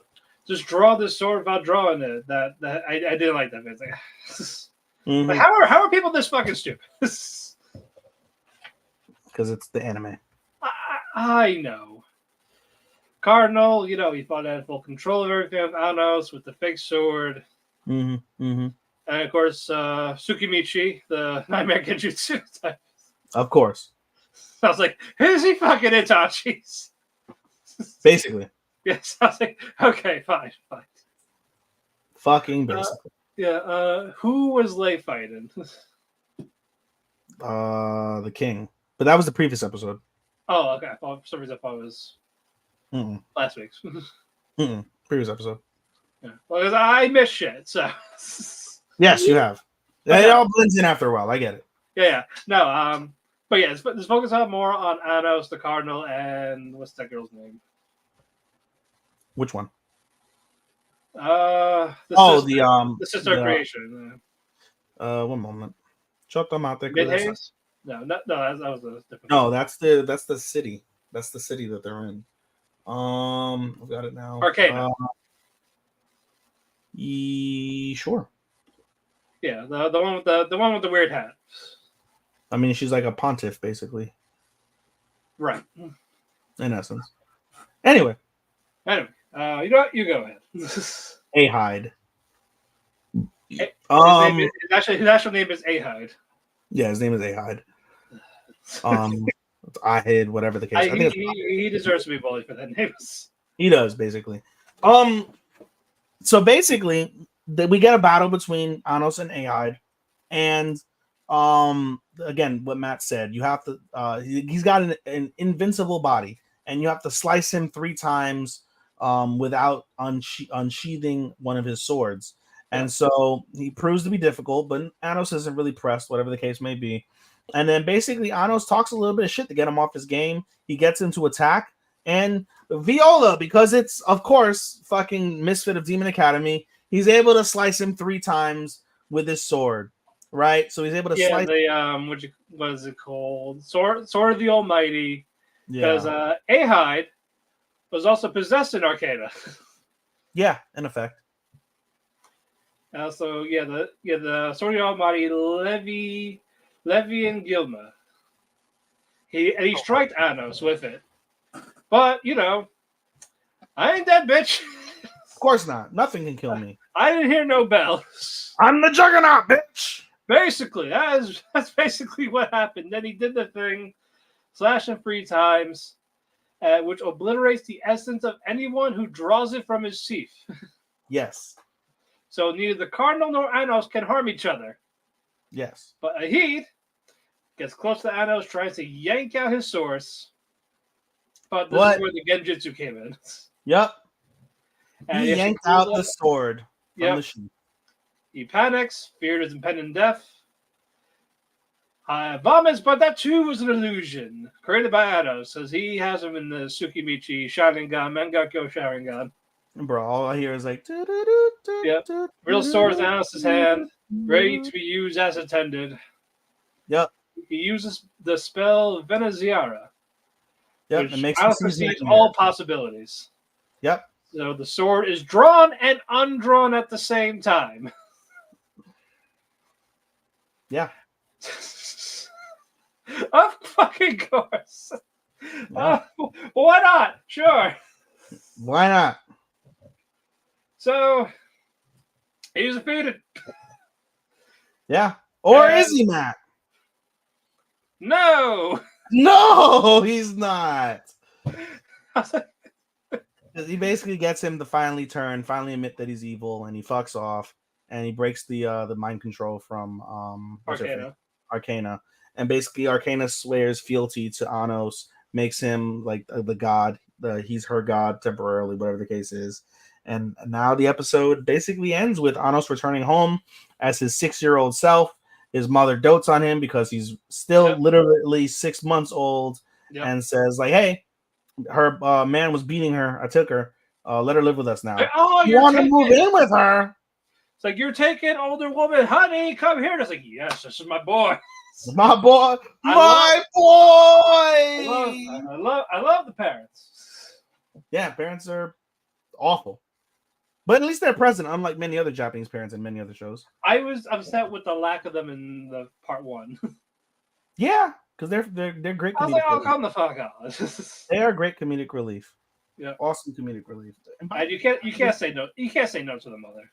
Yeah, and after all, we did skip a part. We skipped the part with what's her face, the teacher. I thought that was the previous week. Oh, was it the previous week? Oh, sorry. She's promoted. She's promoted now. Yeah, basically, we find out that the headmaster was in cahoots with Ahide, and basically they arrest him for treason. And they're like, the headmaster position's open, so you're now the headmaster. There you go. Yeah. Okay, no problem. Sure. Why not? Why not?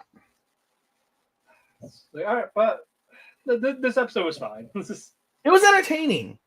Yeah, that's a bait. It's the Anos bullshit you know to expect. But at least it's better than part 1 by a country mile. No, it still is. No, it still is. It is. This part 2 is a country mile better than part 1. Yeah. Before we get to romances, because that's going to be more than half, let's get the bartender. 2 episodes, sir. No, we didn't see today. We didn't cover last week, though. Yeah, that's the one we're talking about. No, we didn't cover the week before last. Oh no, it is. Never mind. No, yeah, it is the last week. Okay, yeah. You're right. Yeah. So this focuses on Kelvin. Yes. Kelvin goes to sees Ryu at the bar. Say, "Hey, I want a job." Yep. Say, "What happened?" Oh, why do you want a job? They got rid of me. No, incorrect. He got rid of himself. Yes, because what his dad's coming back. So basically, his dad's ready to claim him back. His dad is an asshole. Wants him to claim the throne. He doesn't want to. He really likes bartending. Wants to be a bartender. It's like, fine, I'll let you do this, but at a certain time, I'm gonna pick you up. Yep. He goes there. Kelvin makes the drink. Yep. Doesn't drink it. Nope. Just ass. I'll take the bill. I don't give a fuck. Yep. So, and also here's your boarding pass. You leave in a week. Yep. Settle your affairs. No. So Kevin, he's down in the dumps about it. Ryu, of course, the wise bartender. Mm-hmm. He gives him his little talk. Get the motivation, like the drink, like drinks that come from emotion, like the past feelings. Like you have those feelings with your father, like those past regrets and all that. Yep. Use it. Yep. Use it to make a drink, like something that triggers a memory. Something that makes the customer feel good. Yep. So it's like, I have an idea. What's that?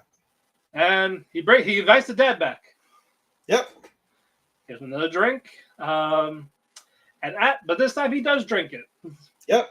And he drinks it. He sees the cherry blossoms, Sakura cherry blossoms. Yes, because the story behind that is basically they were supposed to all come as a family, but his older brother passed away before they could come as a family, and so they never got to see the cherry blossoms together in Japan as a family.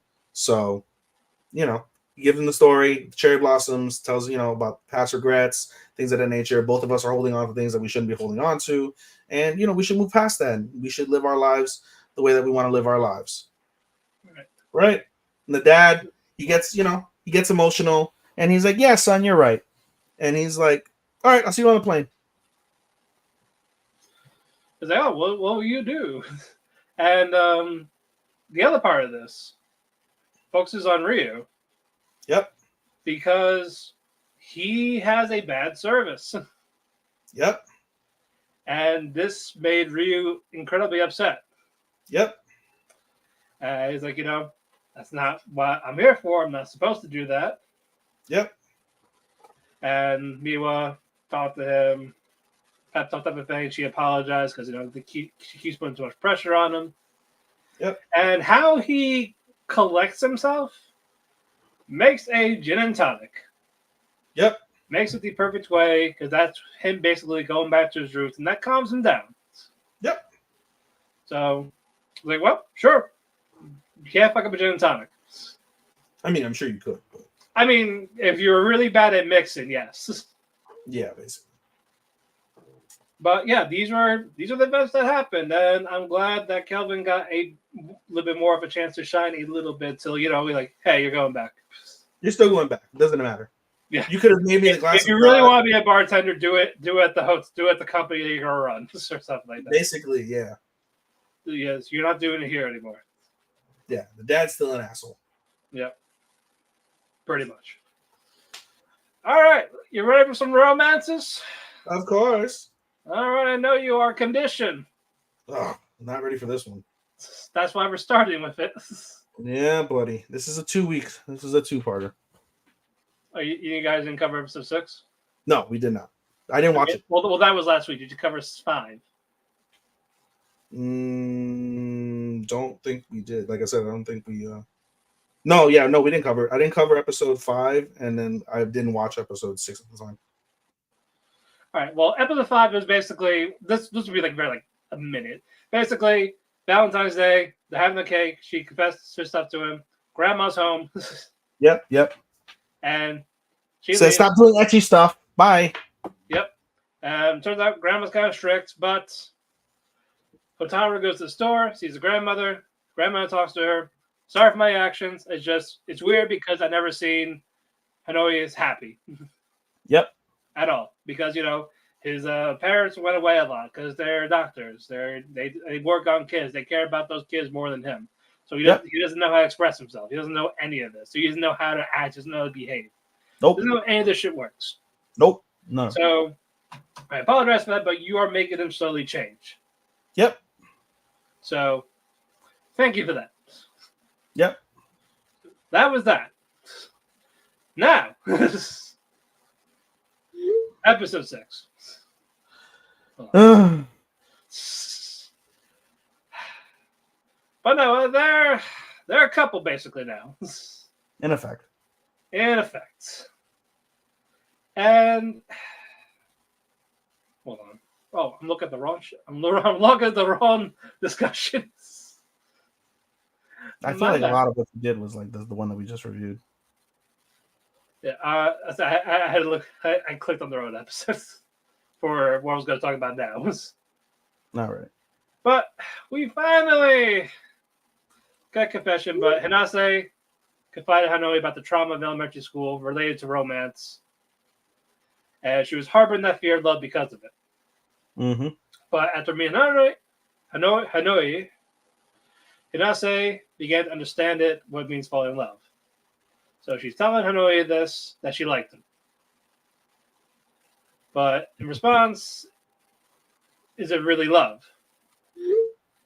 Nope. Is it- Oh no, it is. Yeah, we'll get to it. Yep. Well, so we'll get to it, but and she says every person experiences love differently. So she might not be feeling the exact same as him, but to her it is. Yep. He didn't like that. Not really.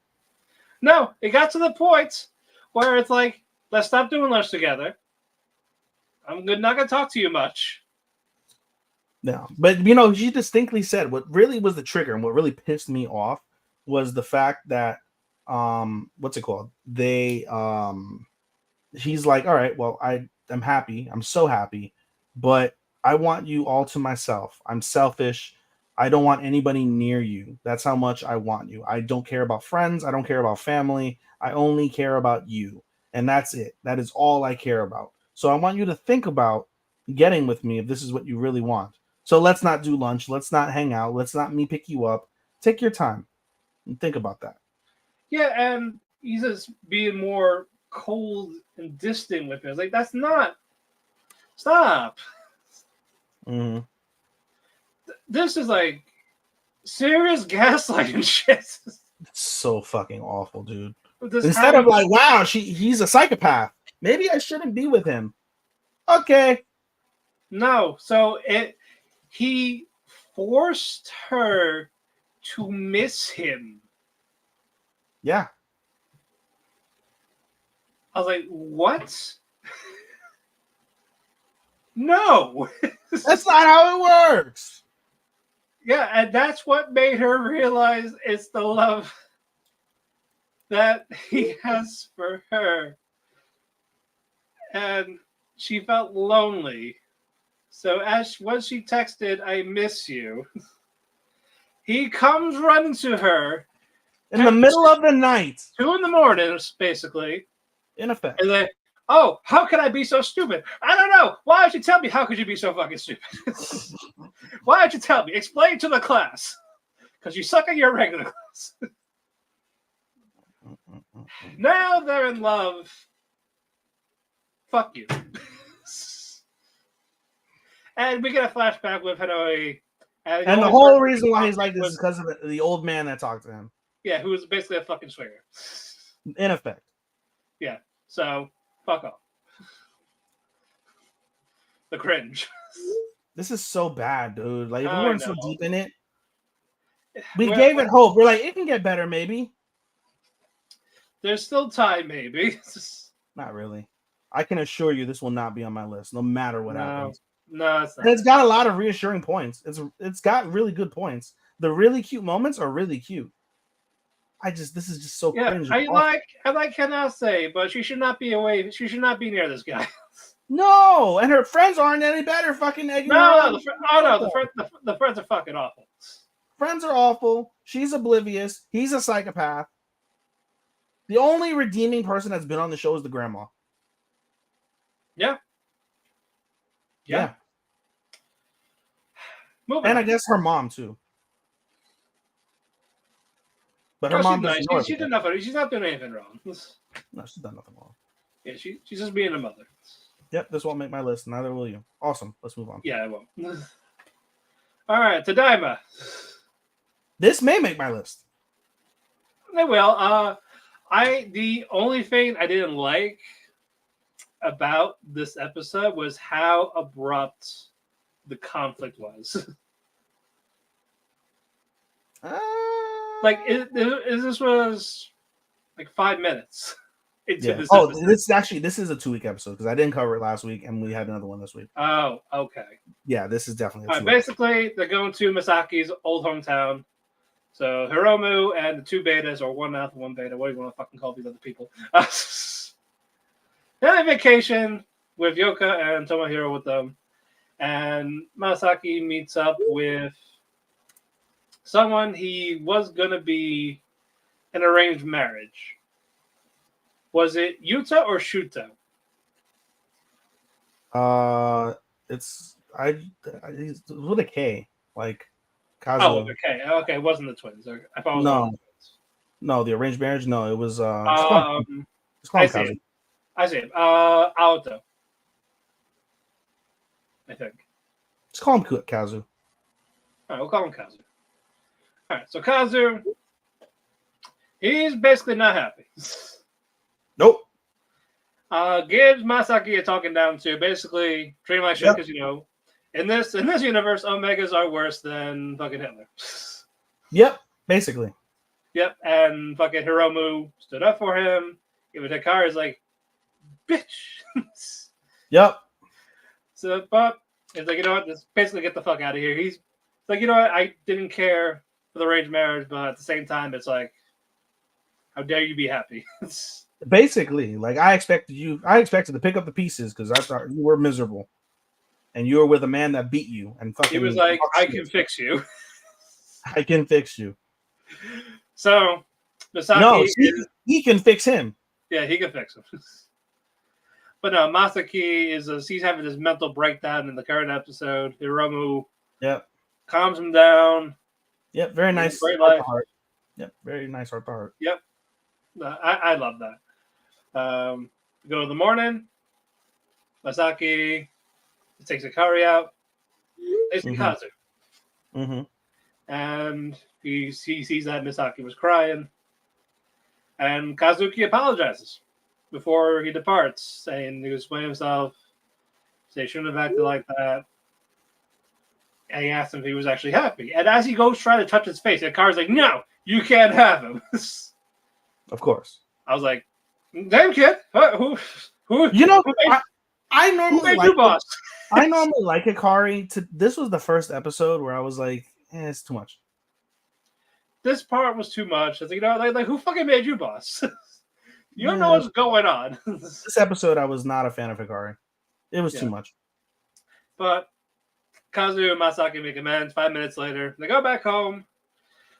Second half of the episode, it was basically filler. Basically, Hikari reads like a wedding book, wants to marry Masaki, and Hiromu's like, I'm married to him. It's like, God. They did the Anya face. Yeah. Twice. I know. I was like, wow, okay, way to bite off of Spy Family. It's like, well, you can't marry them, but you could wed them. There you go. All right, I'll take that. And now is this Hikari wants to do an errand on his own. So simple task: send a letter to Grandpa. Mm-hmm. He's coming back. Found a doggy. Two of the parents' friends like, I found him walking alone. I brought him back. One more time, it's raining. All right, we're gonna deliver the letter. Wow. Here's what you can do. Wow. No, he wasn't really crying. He was just like, oh.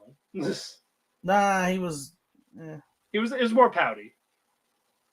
It's like, well, you can do this now instead. Basically, give Masaki an umbrella at the bus stop. Then he drops out the letter, and grandfather's happy. Yep. End episode. He's like, fucking, my son ruined it with his offer's notes, but just the stuff on top of my grandson. I mean, that's why they made scissors. No, you could just rip it in half, but yeah. But okay episode. Again, the conflict just felt abrupt to end. I thought it was gonna be the rest of the episode.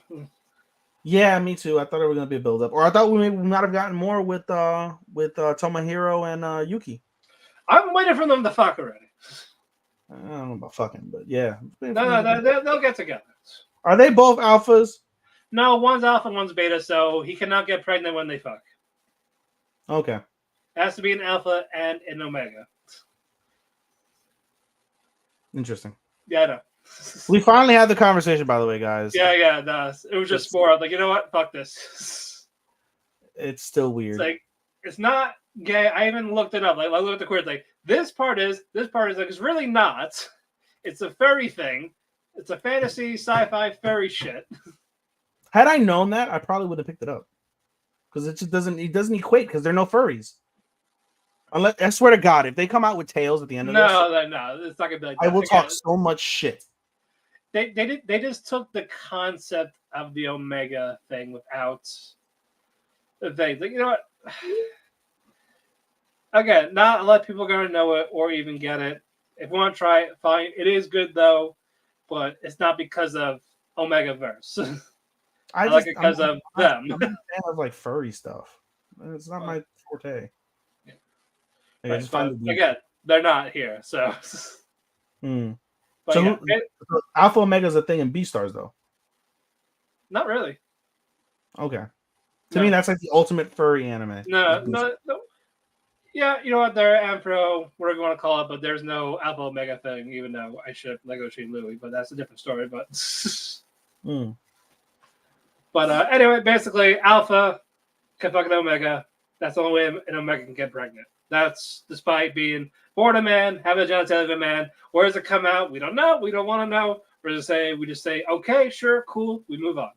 I just thought it was a trans person. Nope. Or maybe it's like the hentai futanaris that have both parts. You mean a hermaphrodite or intersex, whatever you want to call it? No. That's all I know them as. I didn't realize, like, are there people that are born like that for real? Yeah. That's so like. Yeah. Imagine, what would you do, Matt, if you had a child and it was a hermaphrodite? What would you do? I would still love it. No. I'm saying, well, like, would you like leave it? Would you cut off a piece? Would you close a piece? You just let it be. Let it be. Huh. Yeah. Takes fucking yourself to a new way. Look, if it gets all the double pleasure, fuck. That's crazy. Yeah, so fuck, double the fun, damn, fuck. But they got no balls though, right? It's just dick and then vagina. I mean, I don't know the anatomy in that aspect. I'm going to assume yes. I'm going to assume yes. All right, let's move on before we get. Yeah, let's move on before the last hour is look at Omegaverse talking about. Hey, we can go down that rabbit hole if you want. We are not going down that rabbit hole. We need a techie stop on omegas and hermaphrodites. So for Pride Month, sure. Oh my god, for Pride Month? Oh, that's only fucking 3 weeks away. Here we go. 2 weeks. 2 weeks. It's 2 weeks. Not even. Anyway, moving on. Duke of Death. Solid. No, this was solid. Basically, it's we're gonna be Sade. We're gonna go with a plan. We're gonna be Sade in a week. Yep. Get your affairs in order. Yep. You may not come back. Yep. So whatever you want to do it now. Sex. I'm just kidding. So the girls have a slumber party. None of this mattered. I feel like that's it. They're doing that. The boys, they were like talking about like what to do type of thing. That's what they could lay out. Yep. All that happens. But Bo-chan, Alice, Rob, they have a little thing together, like a pillow fight, because Rob wanted a pillow fight. Yep. Yeah, he got tired after catching the pillow once. Yep, and then went to sleep. I was like, poor guy. He's old. No, Rob's a sweetheart though. I love Rob. I would love that Rob as my butler. No, he's. I would love him as a butler. I'd love him as a friend. Like that too. Old, like he needs neighbor. He needs a friend. Yes, I would hear him. I would listen to his stories every time I got a chance to talk to him. Yeah. Yeah, like, absolutely. Absolutely. But of course, they have thousands of fucking pillows for pillow forts, and because they're rich. You know, because Bo-chan and Alice, they sleep on the bed together. Sure, fine, great. Yep. But the main matter was basically Bo-chan talking to Rob about Alice, like how he wants to marry her. Yep. And Rob said he knows. And Rob said he knows basically. Once your curse is gone, she's basically leaving. Yeah. Because that's the only reason why she was there. But now you don't have the curse. You'll probably have an arranged marriage, and she's basically nothing. She'll go back to being with her mother, basically. Yep. And like I want to root for you. Yeah. But this is the reality of it. Yeah. And on the other end, Bo-chan does not want to give up. He said, no matter what, I'm not going to get anybody's blessing. I don't care. I want her. I love her. I'm going to be with her. Yeah, because Bo-chan was asking Rob, how do you propose? It's like, I never been in love, so I can't tell you. Nope. Yep. And on the other end, Alice is talking to Viola. Yep. And she talks about how she loves Bo-chan. as you Because know. during the slumber party, basically, she alluded to the fact she loved somebody but didn't want to say anything. And a couple of the girls are like, "Wow, you're really stupid, Viola. How do you not realize?" Yeah. But yeah, But then she confesses. But she confesses to Viola. Viola's like, "Oh my gosh," and she talks about she loves Alice. She's like she would love it if she married Bojan. You realize you made my brother so happy. It really there was a part there that made me a tiny bit emotional when she was just like, that was a really hard thing to say. I'm really glad you confided in me. It's okay, Yoshi Yoshi. And I was like, damn, that hit me for some reason. Well, because again, Alice is a maid. She doesn't really have a say. She doesn't know. Like her voice, opinions do not matter. And But her love is pure. place. It's so pure. Despite all the sexual stuff, her love is so pure and nice. Yeah. It's what everybody should want in a significant other. That type of love. Right. And Alice talked to Bojack, like, hey, I talked to your sister, and I almost cried in her arms. Like, she's so cute. But now it's time to go. That's the cliffhanger. Yep, everybody arrives at the mansion. What's it called? Daleth was there first. Yep. Get ready for the past. Yep. Here we go. Yep. Here we go. We're approaching the crescendo. I feel like this will be 3 episodes, 2 to 3. And which I guess curse. We're at episode 7 out of 12. Yeah. Yeah, so I think 2 of these will be the past. Bochan, like the next one, Bochan, I guess rid of the curse. He probably celebrates a little bit.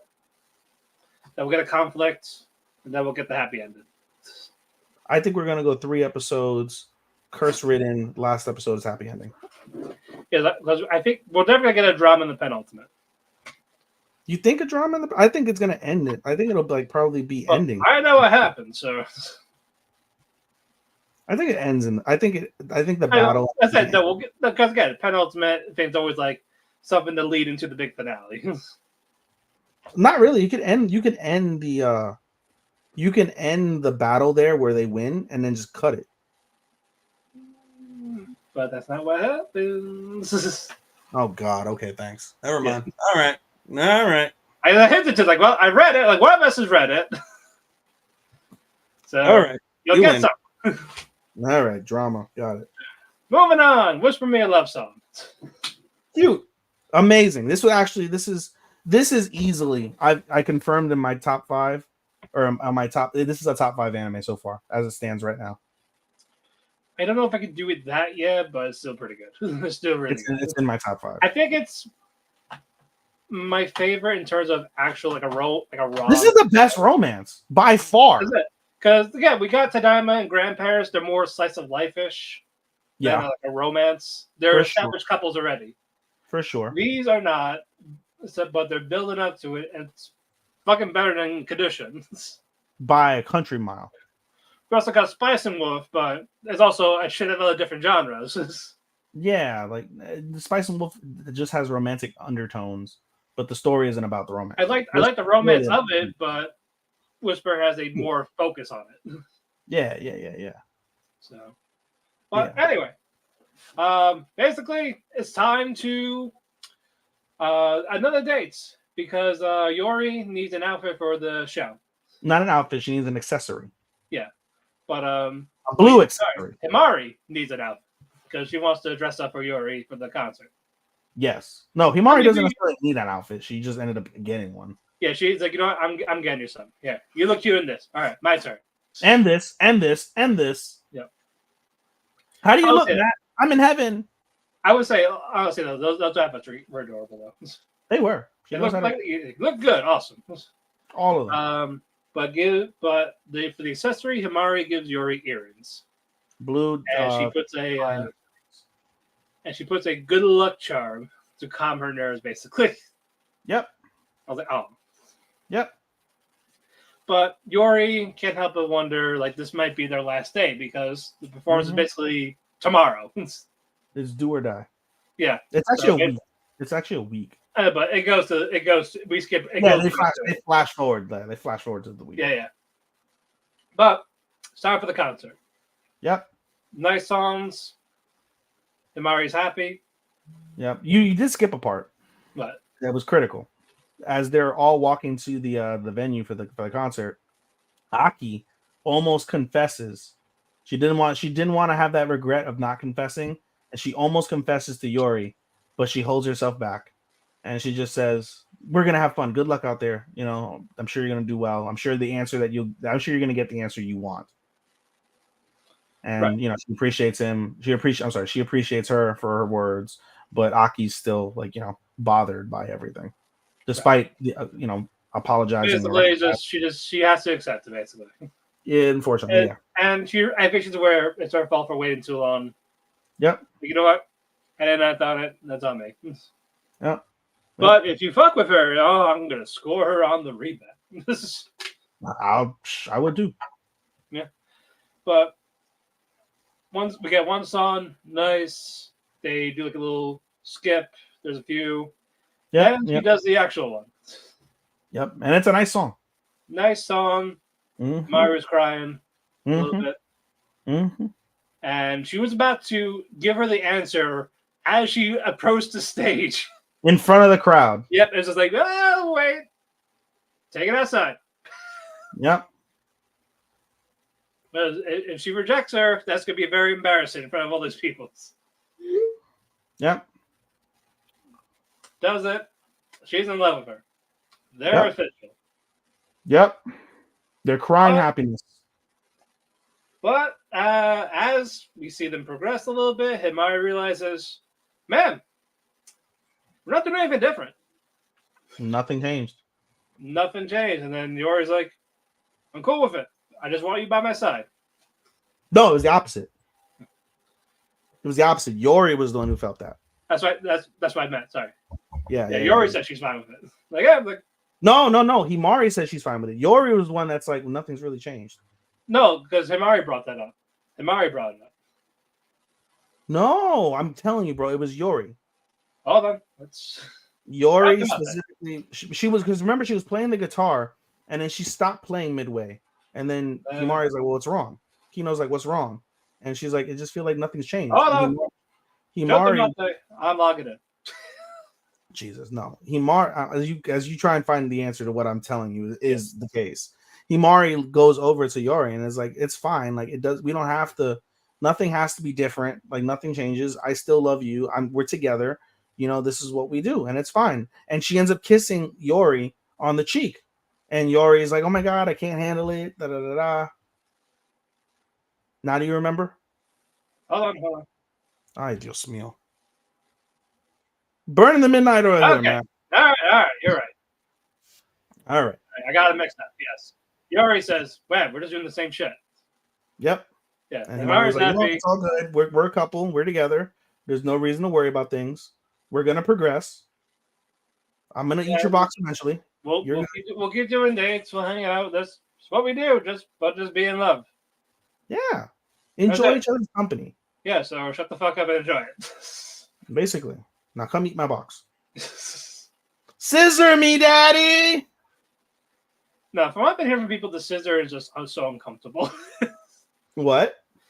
No, as I asked Bash about scissor, it's like, oh my god, that's the stupidest fucking thing ever. It picked up, bro. It picked up. You have to give it to them. No. I'm saying maybe a little bit now, but it picked up. No, I'm saying scissoring is stupid. Oh, the actual act of scissoring. Yes, the actual act of scissor. Vagina, it's uncomfortable. Vagina, like clit on clit, like it's more uncomfortable, especially if you know someone who has bad hips and bad back. I think that's a Bash problem. Then that's not a problem of the action. Well, in general, just like okay, sure. Stretch, homie, stretch before you do the scissoring. Well, I don't. You know that. You know certain positions when you're not stretched, you're not limber, you're not flexible. It just don't work out. I know. Oh no, I'm aware. It just don't work out. Like if they try to do the Amazon position on you, I bet you because you're not stretched and you're not limber, won't feel that great.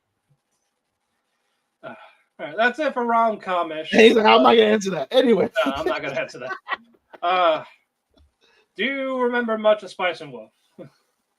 This week's? Yeah, yes. I do. I remember a good bit of it. Basically, Hollow Jelly. Big time. Oh, this is where I pick Jelly up. Brat. Yeah, she's jelly. So basically, the episode basically starts off with the shepherd, whose name I'm forgetting now. I'll look up her name while you keep talking. I can also look it up. Give me 2 seconds. Ichi. Is it Ni- Nora? No. Yeah, I think it is Nora. It is Nora. Yep. Yeah, so Nora introduces herself, and her and Lawrence have a conversation. And basically, at the end of the conversation, when Lawrence is about to leave, she's like, "Wait," she's like, "I was wondering if you could hire me." And she's like, "What do you mean?" And she's like, "I'll protect you from the wolves." And he looks over at Holo, and he doesn't want to say, "Well, I've got a literal wolf with me that'll protect me from wolves. I don't need you," but is caught up by her charm and basically speaks to Holo about everything. And Holo jelly. Holo's not with the shits, but she's like, "You know what? For 2 days, whatever, I'll deal with it." Right. And so they have like discourse back and forth. They have Kraft says something hilarious. Basically, like you're lucky you're a sweet talker. You're lucky you're handsome. Yeah. This is your one chance. Yeah, basically. So then they go. It's a 2-day journey. They go through the 2 days, and there's a part in the journey basically where Nora's just basically like, "So why did you like?" Kraft asked her like, "Why did you want to come with me on this journey?" And she's like, "The truth is, I just wanted somebody to talk to because I got nobody to talk to." I'm like, "Oh, that's nice." And she's like, "I feel that way." And of course, fucking hold on, I don't give a fuck. You can talk to me. She's pissed off, but nonetheless, they arrive at the town. Lawrence pays her 2 silver, and she's happy, and she fucks off. Right? She fucks off, but before she fucks off, her dog looks at Holo, and Holo looks at the dog, and the dog gives her the meanest side eye I've ever seen an animal in an anime give anybody. That side eye was wicked. Was like, "Bitch, I know," and the Holo's like, "Yeah, I bet you do, bitch." Like, it was one of those. It was a side eye and a half. But anyway, they go into the town and they pay their tax with 1 suit of armor, but it causes a bit of a commotion for some reason. There's something off about Holo and Kraft. And I'll skip ahead at the end of the episode, basically has them kind of, it's prepping for somebody in the city to attack them. That's basically how the episode ends. But nonetheless, the episode continues as we go along. And basically, Kraft goes to the, they first off, they get beer, they have some food, they get a little lit. And then Kraft leaves Holo in front of the trading company and says, "I'm gonna go in, handle the business. Don't do anything stupid. Don't get caught. Don't get arrested. Don't die. We're good." Right? And so he goes in. He has a conversation with the guy. They're long good friends. They have good conversation. And then while this conversation is happening, while Holo's outside, we start seeing the traces of what I mentioned is the end of the episode, where somebody's looking for. They go into another trading company looking for Kraft. And the trading company is like a dead trading company. Nobody ever goes in. And it kind of leaves off with like a message where it's just like, "Hey, well, if you see Kraft, tell him blank." And then that's kind of more or less where the episode, I believe, cuts off. There might be a little bit more that I don't remember, but it's kind of about it, that they're prepping for some more drama in the city. So, Ethan, what would you do if you had 100 million yen tits? What would I do if I had 100 million? Like, yeah, what would you do? What would you do if you saw 100 million, a million yen tits? Everything that happened in the episode and more. Everything that happened in the episode and more. Well, let's see. You know, the 17, 18-year range is the most difficult period of time. You Sure. gotta plan everything out, especially in Japan. No, I feel like it's like 13, 14. Well, that's that, but you're also like about to graduate, so. Karen, if you're watching right now, tell us, what's the most difficult period in a girl's life as a teenager? Anyway, continue. But one group says get a motorcycle license. Okay. And because which one did get it? Was it It was Kiwi. Basically, the episode starts off with them having discussions about their plans, and we have what's her face? Give me a second to pull up the names again. Jellyfish. We have Mahiru talking about college, and May is talking about college. So the 2 girls that are in school talking about going to college. And eventually Mahiru settles on going to art school, and May is going to music school so they can pursue their passions. Kiwi is like, "Well, I'm not going to graduate because I was a NEET and I missed school a bunch. So I'm just going to get a certificate and I'm going to get a driver's license." And Kano, throughout this entire time, is realizing like, I don't What am have I doing? what am I doing with life? Like all these girls have different plans on what they want to do, and I just want to get 100,000 followers on Instagram. Like, but what is that going to lead me to? Like, where does that take me? And so Kano asked to hang around with Kiwi. Like, hey, can I get a license with you? Okay. So they go to the license. Kiwi's not doing bad. Kano hates school, or she might be an idiot, or both. Yeah, And she does not know how to keep the motorcycle straight. because she sleeps during class. Yeah. Her whole thing is she sleeps during class and she doesn't know shit about what's going on. Then they start going to practical like parts and she can't keep the motorcycle straight on a balance beam. And this is what starts the conversation as they watch her fail over and over and over. This is what starts the conversation between Kiwi and what's her face? Koharu. And basically the two become friendly, and then Kiwi comes, or sorry, Kano comes in, and they have a conversation, and we'll see Koharu later again. But nonetheless, we'll see her. Yeah, we'll see her. All right, but it leads us over to because they're basically staying in this location, right? It's like a week course. They stay in like a bunk in essence. So it's Kano and Kiwi, and they start talking about again their futures and things of that nature. And they have a nice little heart to heart about things. We see kind of bump her head on the bunk. That was funny. And then we basically see a kind of a moment with Kiwi. Kiwi puts on her school uniform the next morning when she wakes up after this long conversation. And she's like, hey, I'm going to school. I'm going to take care of a couple things. Kano is knocked out. She's dead to the world. She's asleep. Yep. She's a late sleeper because she stays up at night. And she's a NEET herself. She doesn't go to school. So she's done, right? Kiwi goes to school to pick up her transcripts because she's dropping out of high school since she's not going to graduate. So she drops out, picks up her transcripts, but she's in her school uniform and she hears girls gossiping about her, right? They're gossiping, talking shit. And Kiwi, for the first time in her life, wants to say something back. We don't know whether it was going to be a positive thing, a negative thing, whether she was going to be silly, whether she was going to be serious. We don't know because the words just don't come out. She opens her mouth, she stutters, and they don't come out. The girls are gone. And so she's like, fuck. So she runs out of the school. She just runs with her papers, runs out. And then she looks back at the school and she's like, man, high school really is fucking tough. And then she leaves. Yep. Right. And then we go back to motor school and we see Kiwi, Kano, and Koharu having a conversation. And Koharu is basically saying like, hey, I got lips done. I got cheek raises. I got a tummy tuck. And I've got tits. I put 1,000,000 yen in my tits. Yeah, because before the Koharu was asking Kiwi, like, hey, so what's your bra size? Yeah, what's your tit size? I was like, yours are big, but and Kiwi is like, I'm not gonna tell you that. Like, that's weird. Like I don't know you. I don't know you. I don't like girls. Like, what is this? Well, she's going to now. And she might now, yeah. But yeah, she's talking about the bays, and then Kano's like, let's take a bath right now. Yep. She's like, I'll let you see them. I'll take them out right now. They're literally outside. And she's like, I'll take them out. But she starts lifting up her shirt. You see some under boob. And she's like, let's just wait for the shower. So they go into the bath and she has the towel wrapped around her. And then she flashes the two girls. Flash. And you see you don't see it because they're pixelated. But nonetheless, 1,000,000 yen tits. Which by the way, 1,000,000 yen is the equivalent of like somewhere around $10,000 plus.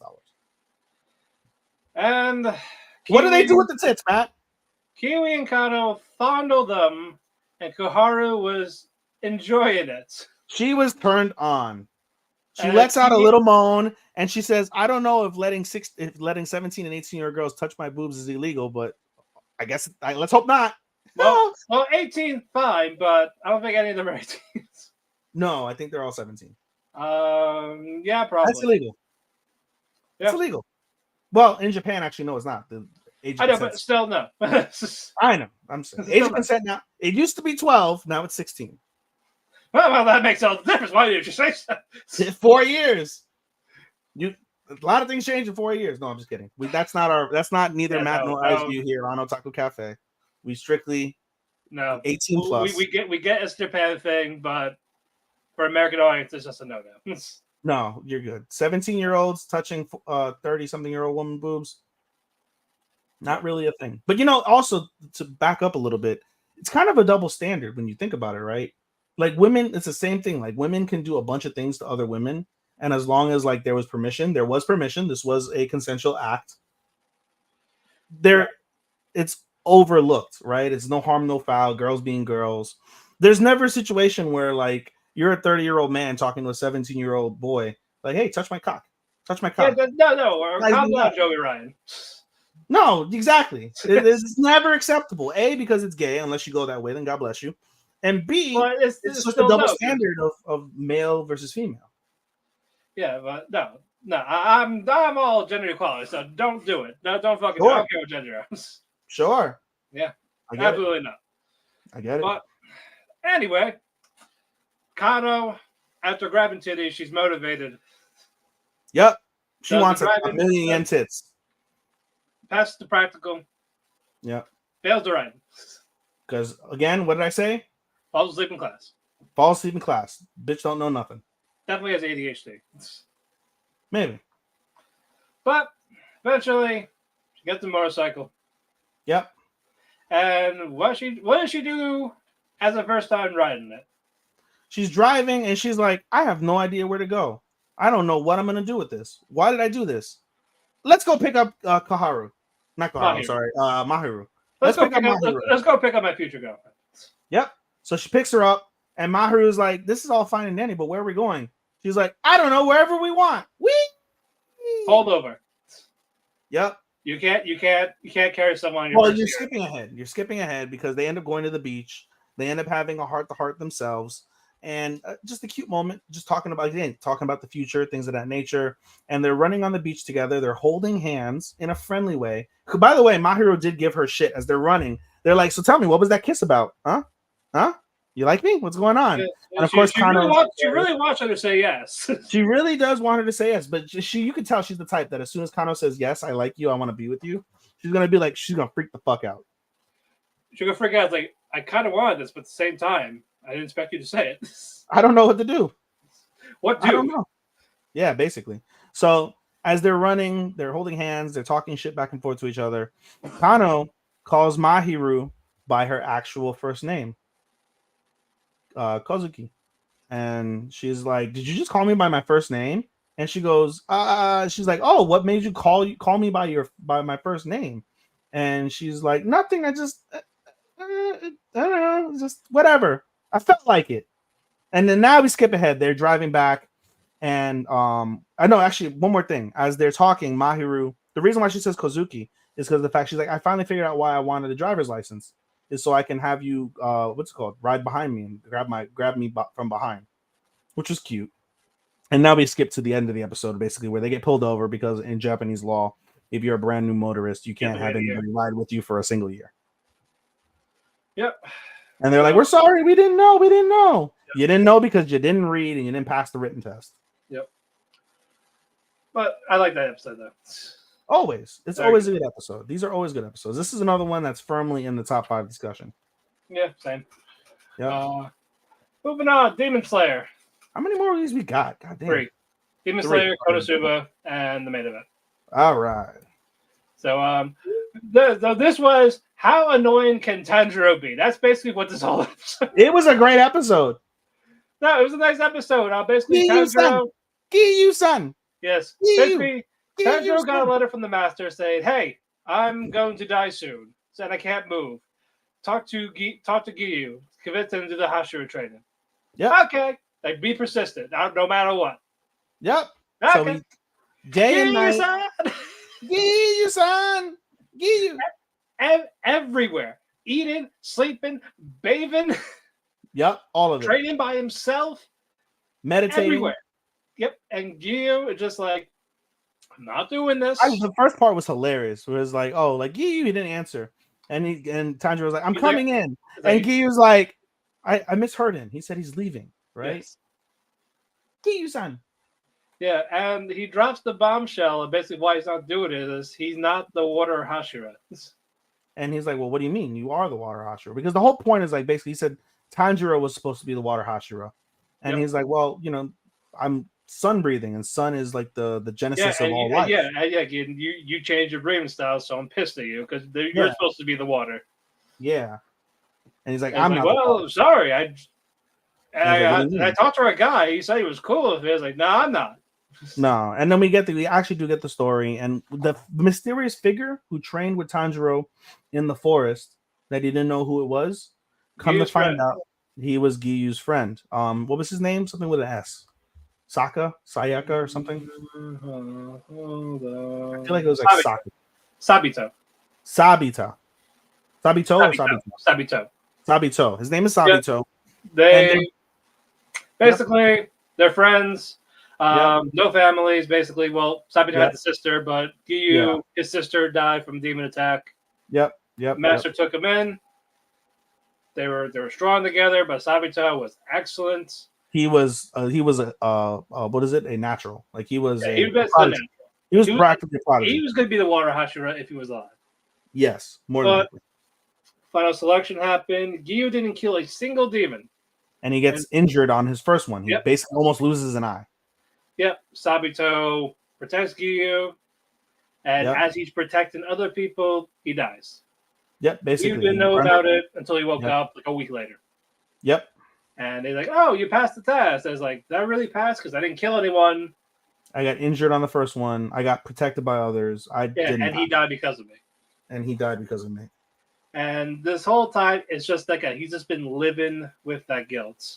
Yeah, he does. The why did I live guilt? Yeah, like I wasn't in me. It should have been. Yeah, it should have been him. He should be the Water Hashira. He should be here. All this, but nope, it was Tomioka. And this is where he told the master he rejected the Water Hashira thing. You know, like you're fine, like you got it. But the master's like, "Well, tough shit. I'm making you a Water Hashira anyway. You're gonna fight me because I'll kill you." No, he can't do anything. So. Now he can't. But even then, he's not strong at all. You don't think so? No, he's not. He's not a fighter. Mm-hmm. I feel like he's only leading this because I can't say anything. Shut up. Yeah. Good catch. But no, he's not a fighter at all. Right. He just leads them. And then so Tanjiro, he's overcome with emotion because he's like, wow, that's a really powerful story and it makes total sense. What can I say to get him over the hump? And he said, what did he say exactly? Oh, like to motivate him or his inner. Yeah, to motivate him. I think it's something along the lines of like, well, what would he have done? Yeah. Something along those lines. And basically it hits Tomioka like a ton of bricks. It hits Giyu like a ton of bricks. And he thinks back to a time before the selection. And the funny thing is though, Giyu was just like, if I actually talk to him, will he stop following me? Yeah, that was the trigger for everything. And that's when he tells him the story. But it hits him like a ton of bricks. And we go back to the story. Sabito said the same thing to him. No, it was no, not really, because the story basically is they were training in the forest and he wanted to quit. He's like, I can't do this, I'm gonna quit. And he slaps Giyu in the face. Sabito slaps him in the face, hard as fuck, and says, like, wow, you're a piece of shit. Like, your sister was due to get married the day after she died. She hid you in a closet. She sacrificed herself so you can live, and you're gonna throw all that away by quitting. If you ever quit, I'm not your friend. You're dead to me. You're a piece of shit. So you can't quit. Yeah, I think he was saying like, please keep fighting or don't give up. Yeah, in essence. And again, he literally to the core, like Giyu like feels like the sting on his cheek to this day with those words. Because you're like, how did I forget that? Like, and so he turns to Tanjiro and says, you know what about the Hashira training? Let's have a ramen eating contest. Yeah, that was gonna be like, if I win, you do this. I was like, I was already gonna say yes. Like, what the fuck? Yeah, basically. But they do it. By the way, we skipped over the beginning of the actual real beginning of the episode where the demon doctor, I forget her name. Tomika. Yeah, she basically agreed to go help. Yeah, basically the master requests an audience. Mm-hmm. Say, okay. Like, no, we're not moving this time. Basically, she's like, I'm probably not gonna come back. Like, this is not. This is the final request that we're taking. We're gonna defeat Muzan. Or this is the final time we're moving. Yeah, and so then after the eating contest, they agree everything's good. But the episode ends on a cliffhanger. Shinobu. Yes. She sees Kano talks to her. So, oh, you're doing the Hashira training. All this, like, Shinobu, what are you doing? I'm not in it. And Shinobu was pissed off. She was like, literally, like her Her face is You know twitching. she's immature. She's looking. Was that her sister? I think her dead sister. Yeah. She's looking at a picture of her dead sister, basically begging her to find calmness in her heart so she doesn't freak the fuck out. Like she's twitching, vein popped out of her face. Like she is livid. Like she got mad for calling herself immature because she is. She very much is. Yeah, and so she sees Kanao, and basically says, "Come here." And Kanao comes, and Kanao sweets talk her like, "I want to learn more from you. You're my master." Da da da. She's like, "I appreciate that." She's like, "I think the time has come. You've grown enough. We're at a critical juncture. I think it's time for you to learn about how my sister died and how you're gonna kill that demon." End episode. So Good we'll shit. get that. So we'll get a Shinobu episode next. I love the comedy through 2 episodes. If it wasn't for Konosuba, this would be tremendous comedy. I wouldn't call it like a comedy, but the stuff was funny. No, like the first episode with Nezuko and fucking and Zenitsu and what's his face? Inosuke, hilarious. And then also with Kanroji talking about fucking how she conjured the mark, funny. And then this episode now with Giyu-san, and the face, hilarious. I thought it was hilarious. I like the Tanjiro one more because what you call it? Zenitsu, you can just Zenitsu's just he's too much. He's too much until he fucking powers up and gets serious, and then he's fucking Hashira level fucking sick. Yeah. But co-main Konosuba. I made the executive decision and convinced Matt to not put this as the main event because of the fact that I feel there's going to be funnier. There's going to be more. We're going to have to give it to it eventually. We will. Oh, we will.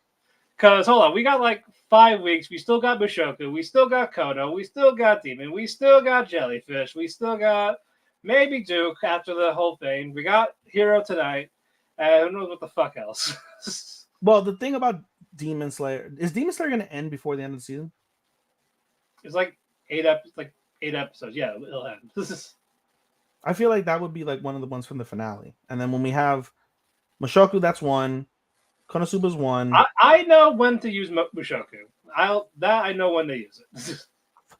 Okay, well, Matt retains executive rights to out veto me that week. Yes. And I probably will realize, depending on how funny your fucking it is. I will be like, all right. Yeah. Anyway, all right. Konosuba was hilarious this week. Hilarious. It's it. If we were gonna do My Hero, this probably would have been it, or maybe Jellyfish. But no. It was either this or My Hero. Konosuba or My Hero for me, 0 doubt. Yeah. But I fucking loved last week's. It was great. We did not see this week's as we're recording on Wednesday, so we were only talking about last week. This was about Kazuma and Chris. Yes. They're a good team. They're a great team. Serious Kazuma? Serious Kazuma? Yeah. I was like, whoa, what? Did he get kidnapped? Is this a trance? Is this a dream? Is he going to wake up? For real. And that would have pissed Matt off tremendously if that happened. Yeah, probably. But no, Chris was talking to Kazuma. Basically, it's time for the planet With to get the artifacts. Like, you're going to listen to me now. We're doing this. Yes. As they're going to kick you out anyway. Yes. Like, all right, fine. All right. So, also, before that, though, Iris and Kazuma switch back to their bodies. Literally, the episode starts off with them switching bodies with fucking Kazuma in the bath and fucking with Iris in the bath and Kazuma with a beat up face because he got punched so fucking hard running away from these bandits. But yeah. And I love the Megumi. Megumi's like, why did you have to switch now? Yep. It was great. And that basically he ends up getting thrown out because of the fact that he tried to bathe with darkness. Yeah, so basically you're leaving tomorrow. No, you're leaving now. Like you're leaving the palace now. You're leaving the country tomorrow. Yeah, you're going back to Axis or wherever the fuck tomorrow. Yeah, you fucking heathen. You fucking disgusting heathen. But yeah, Kazuma didn't want to hear from Chris, but he's like, you know what? Leaving tomorrow, fuck it. Yep. So they even have different outfits. Yep. Chris. They play rock, paper, scissors. For who is boss, who's assistant. And Kazuma lost for the first time. And he's like, let's go, Matt. Let's go. John Ken. We didn't do this time. John Ken. What? What did you have? I can't see. No, I did. I had it early. Okay, but I won because I did scissors. Yeah, but again, I did it early. Okay, I win. Yay! Me, Chris, or her, Chris? Yes. Yes. Yes, Chris. Yes. So all right, they got that out of the way. They had the new match now was to get in the castle. Here comes the guards, and this is where it gets serious. Kazuma. He fucks people up. Even takes out that girl needs to take a fucking seat. Claire. Easy. Yep. And literally all he just uses drain touch, freeze, create water. Yep. Mitsurugi fucked him. He literally like made him into like a blowfish. Literally, he was gonna like drown if they didn't like pump the water out of him. Mitsurugi, easy. Claire, easy. All the guards slipping and shit, easy. And then Chris comes in with the fucking wire traps. Easy. Done. Dominate. Like, great. Next area. They see darkness, they immediately close the door. Yep. I was like, oh god, no. That was funny. Yeah. And darkness is like, why'd you close the door on me? Because they know she's gonna like it no matter what they do. Yeah. So they open the door again, and there's Megumin. And behind Megumin is drunk Aqua. Yeah. And Megumin is useless. Guys, wait. Aqua doesn't say it. We don't hear from Aqua yet. Is this mostly Megumin like so cool? Yeah, Megumin is fangirling the fuck out over the outfits. Like, She is useless. She does absolutely nothing. Yep. But they take care of those two, and then fucking Aqua is just like, oh well, I get more wine, and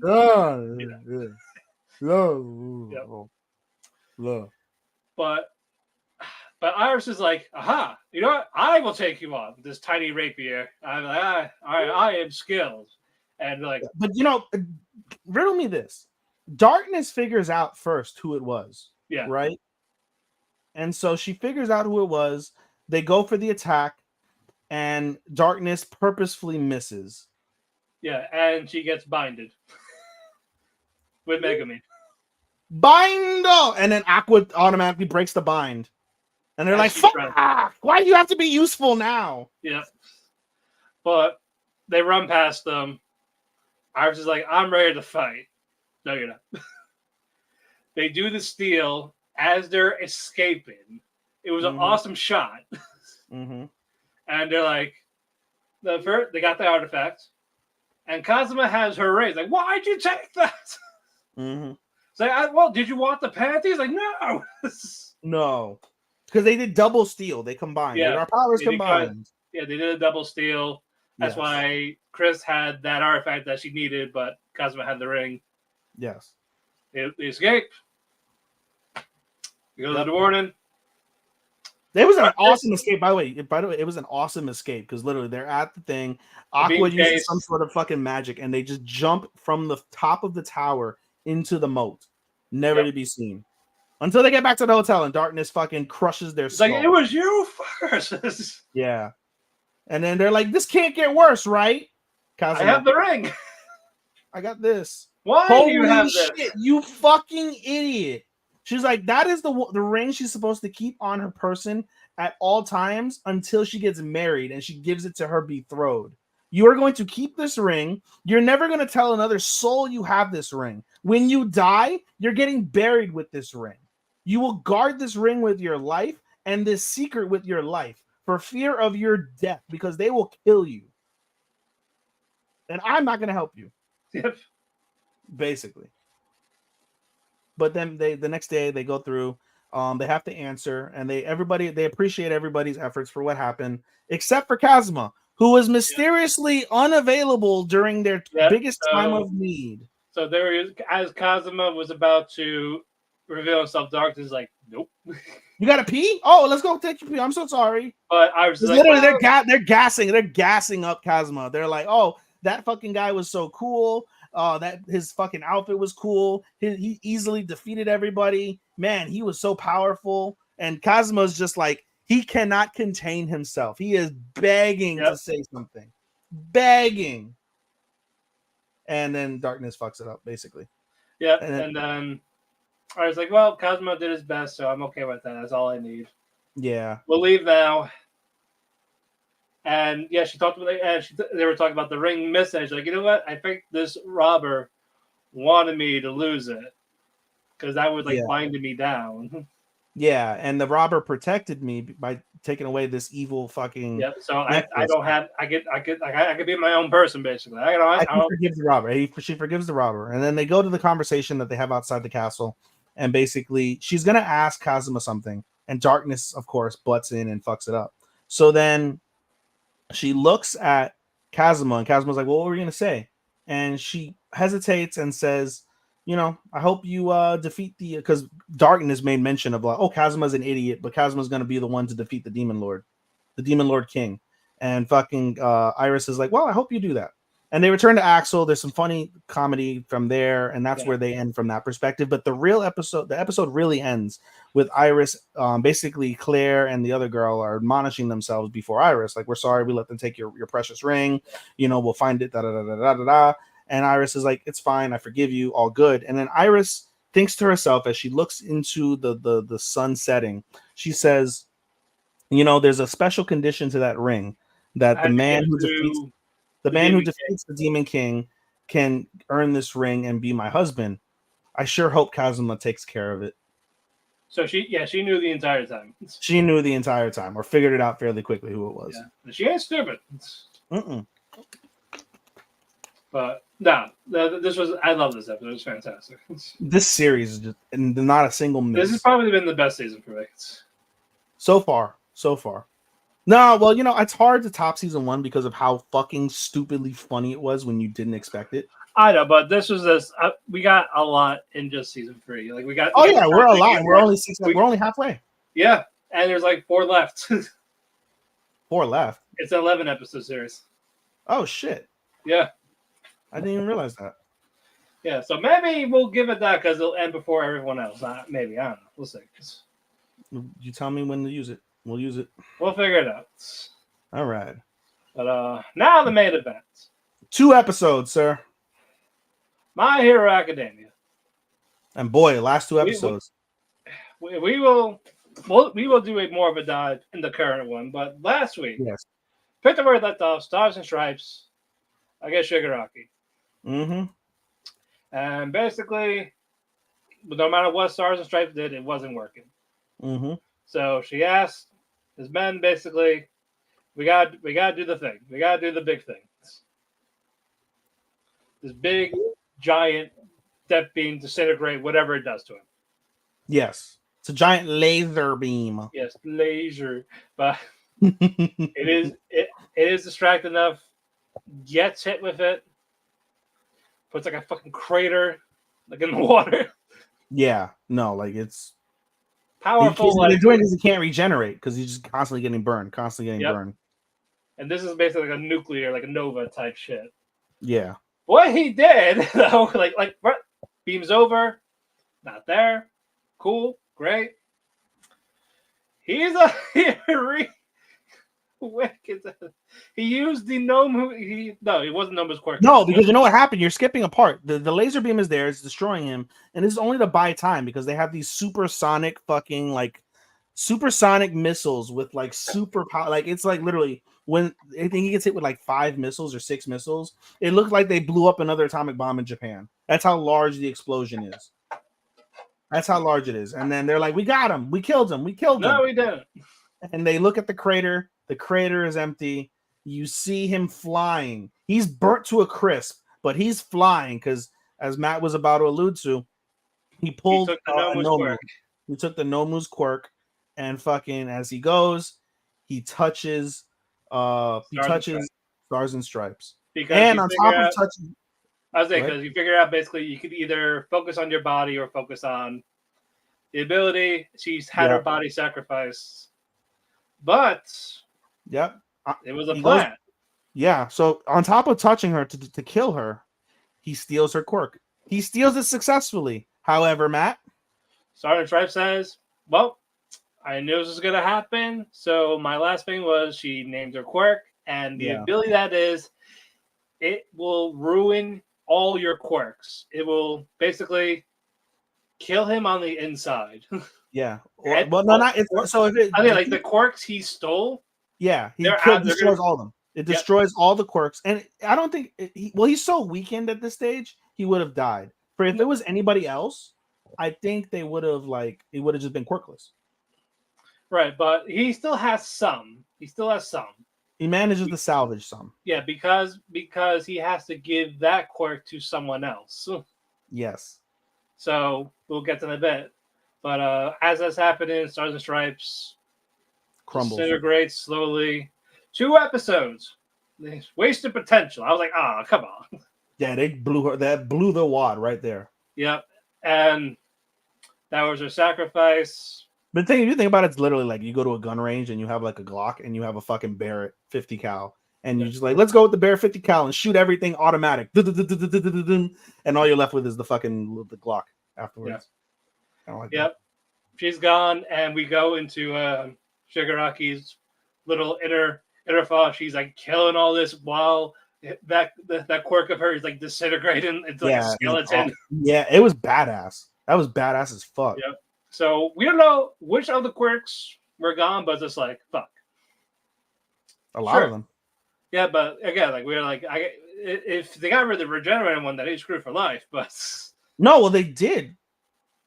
Did they not? I think No. they got rid of. No, they got rid of like. he's just so weak he can't do anything right now. Yeah. It must have ripped. I swear to God, like 10, 15 quirks, easy. No, more. You think?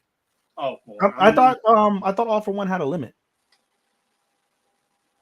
I think it's like because remember they said he has a limit, and then when he reaches the limit, he has to give the quirk to someone else to get another quirk. I think it could hold maybe. I want to say it's like 9 or 10, similar to what One for All. I want to say it's the same. 9 for 9. I'm checking right now. How many can he have? He actually unlimited. It is unlimited. Okay, never mind. I was wrong. Yeah. All for One is just whatever the holder had. Mm-hmm. And for All for One, he can give them to other people. Mm-hmm. So he could be having hundreds. He could have hundreds. Mm. But he found a host for now, because if he ever takes it, it'll basically do the same thing to him. Mm. And All for One's like, you know what? Not a big deal. My main plan was get that, fight One for All. Sorry, it was get One for All first and then fight that quirk. Because that was my biggest threat. But we could look at it, and that leads into episode 6.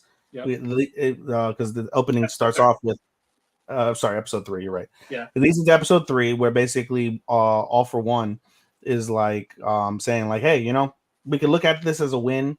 Like, we got rid of our biggest threat. So this was not all for lost. You'll be fine in a week. Take your time, heal up, relax. As Shigaraki's just writhing in pain. He's like twisted. He's like, I hate you. Yeah, he sounds just like Anakin Skywalker. I hate you. Yep. And he's just like, so what are you gonna do now? Like, oh, I got plans. You don't know my plans. So he's saying this to the Dobby. Yeah. Because he's like, Dobby, you're gonna be up soon. Well, sorry, you gotta wait, Dobby. Like, nope, I don't want to wait. I want to kill my family. I'm gonna kill my daddy. Kill my daddy. Kill my brother. Kill them all. And like, well, I have someone else in mind. We'll get to that later. Mm-hmm. Let's see. No, it's once he said that, we had an image of Invisible Girl.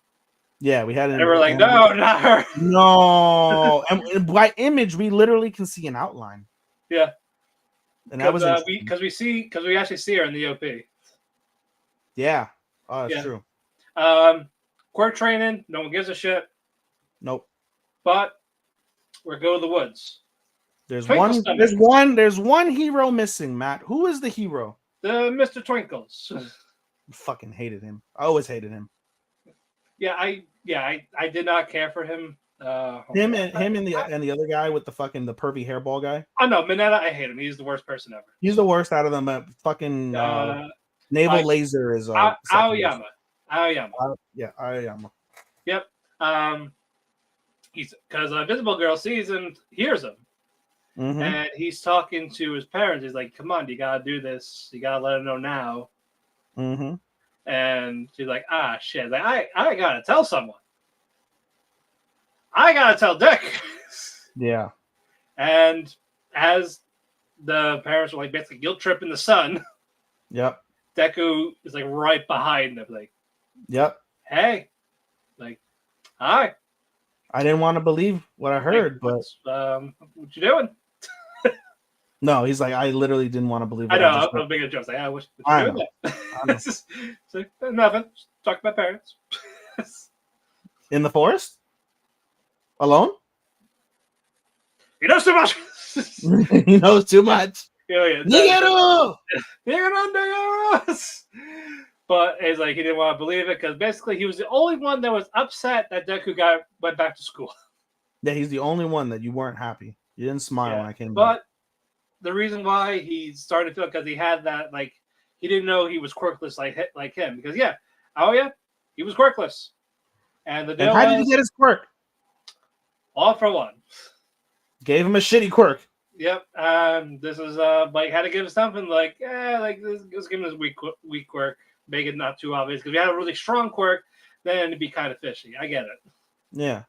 So, funny thing about this, the author forgot about this whole plot. Really? Yes. Because he had plans for the trader thing, and the fans were asking about it because, like, what happens is like, I kind of forgot. so he didn't write it in the manga, or he wrote it like later on. No, it's in the manga, but he forgot to write it out. It's like he forgot all about it. So he got to the point, and he's like, "Fuck, I gotta pick somebody." Basically, yeah. I gotta do it now, basically, because we're at the final arc. Yeah. It's like, this guy. Yeah, him. He's trash. I was like, oh my god. Like, I was glad it was him and not Invisible Girls. I probably would have been upset. Like, oh no. Yeah, for real, right? It's like, no, she's sweet. No. Yeah, and all the other ones, it's like they give a lot of screen time to a lot of the other shittier ones. So, but they're all, you can always tell they're always written supportive. And so did Naval Laser up until a point. Yep, and then he shoots his laser at Midoriya. But who deflects it, Matt? Invisible Girl, and we see her reflection. She starts yelling at him. She's pretty, by the way. Oh yeah, no, she is absolutely Very pretty, and also naked because invisible. But is she naked? Yes. Yeah. Because you know, when she wore the clothes, that cheerleader outfit, you can see it. It's funny. I guess the curtains always match the drapes there, right? I guess yes. Also blood. But yeah, she's like crying, like yelling at that type of thing. He's like, shit, I can't do this. Gets caught. Bring him back. Along with the parents. The parents are taking the blame, but it's like, again, they had no choice. Then all the class is just shocked. President Mike is like, I would have never thought it was a student. All Might shocked. The principal is pissed. He was like, everyone, leave? Yeah, and Bakugo's like, yeah, okay, motherfucker. Yeah, we're not leaving. Yeah. Fuck you look like. No, it's our student. He's still our friend. Fuck that. No one said his friend. It was Deku, except Deku. I know, but you knew they were thinking that. And everybody's crying. Again, they hear him. He's about, like, again, the parents take the blame. Like, we just forced our son into this. It's our fault. Yeah, like, but then that's when Naval Laser is just like, he tells the truth. He's like, oh, like, I couldn't stand the fact that I learned that you were quirkless and all this other stuff, and it drove me to despair, and that's why And then Midoriya interrupts him, and because he basically says at the end, he's like, I'm a villain through and through. He's like, no, you're not. No, you're not. He's like, yeah, you did bad things, but you did one bad thing doesn't mean you're a villain your whole life. Like, you still have time to turn it around. Yeah. So it was like, you can still be a hero. You can still. Yeah. And there's a point earlier in the episode where where Bakugo of all people, he's become a strategist. Yeah. Is like, if we go second, we lose. So, and then he brings it up in the Deku, because he was there in the conversation. Which, by the way, I didn't like Deku with an afro. That was weird when he got burnt up by Bakugo in the training. But nonetheless, Deku is the one. There was like, there's a way that we can use this, and basically everyone picks up on it. We go It's first. We pretend like- that we found out about Aoyama and let Aoyama let's try and track all for one since we don't know where he is. Yeah. And it's basically, given this location, we'll ambush him. Yep, exactly. So, End episode. So yeah, that I like that. It was good. Super solid. No, definitely great stuff with that. I'm happy with how they did it. Opening band, Demon Slayer and My Hero coming with the heat early on. No, Literally. Yeah, well, literally, yes. But no, good starts for both of them. Yes. Academia officially has 21 episodes, so yes. 18 more. That'll end in summer. Yep, that'll end in summer. Demon Slayer in a couple weeks.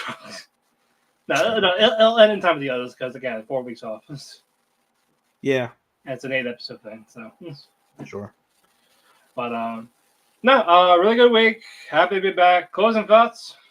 Happy anniversary, brother. Happy anniversary. Look how far we came. Who would have thought?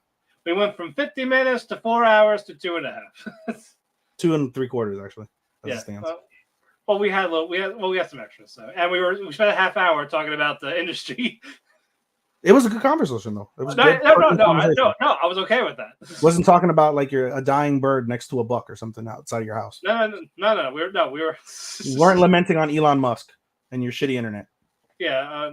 I've really had issues in a while, so that's good. Aren't you lucky? Congratulations. Yeah, I am fucking lucky. I still wish we had fucking fiber, but you know. Bro, it was weird. Random thing. Like I was trying to fall asleep. Can't fall asleep. I always put rain sounds on to fall asleep. I'm starting to fall asleep one night. This is like last week. And all of a sudden it just goes out. And I'm like, that's weird. So I'm like, hey, Alexa, turn on rain sounds. And she's like, I'm sorry, you have no internet right now. I was like, the fuck? It's 2:45 in the morning. I have no internet. So I had to sleep for like 5 minutes and I turned it back on and went back on. So like my shit just fucking surged for like 5 minutes. I didn't have internet. It was weird. But nonetheless. But no, we had great conversations. We had fun shows to talk about.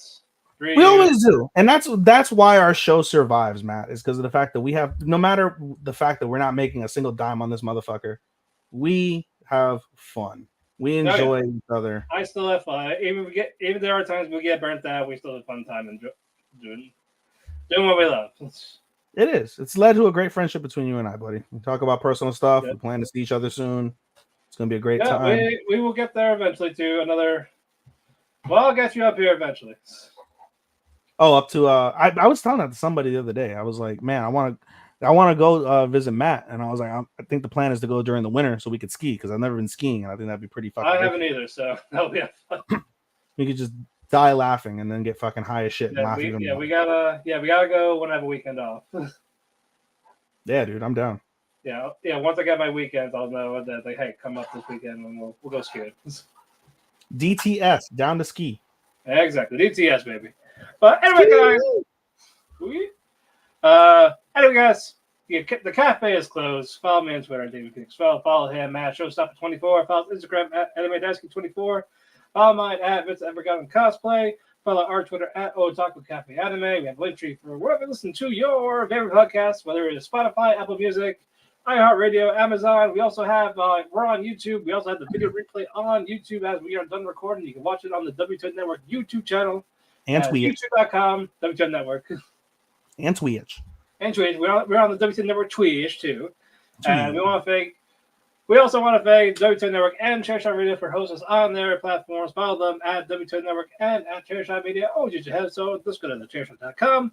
Also follow Dirt Sheet Radio, where I'll be covering TNA every Thursday. I'm going to do that tomorrow. Till then, as a callback for Dr. Keiki, arigato, anato faku, and sayonara. Sayonara, minasan! Bye-bye!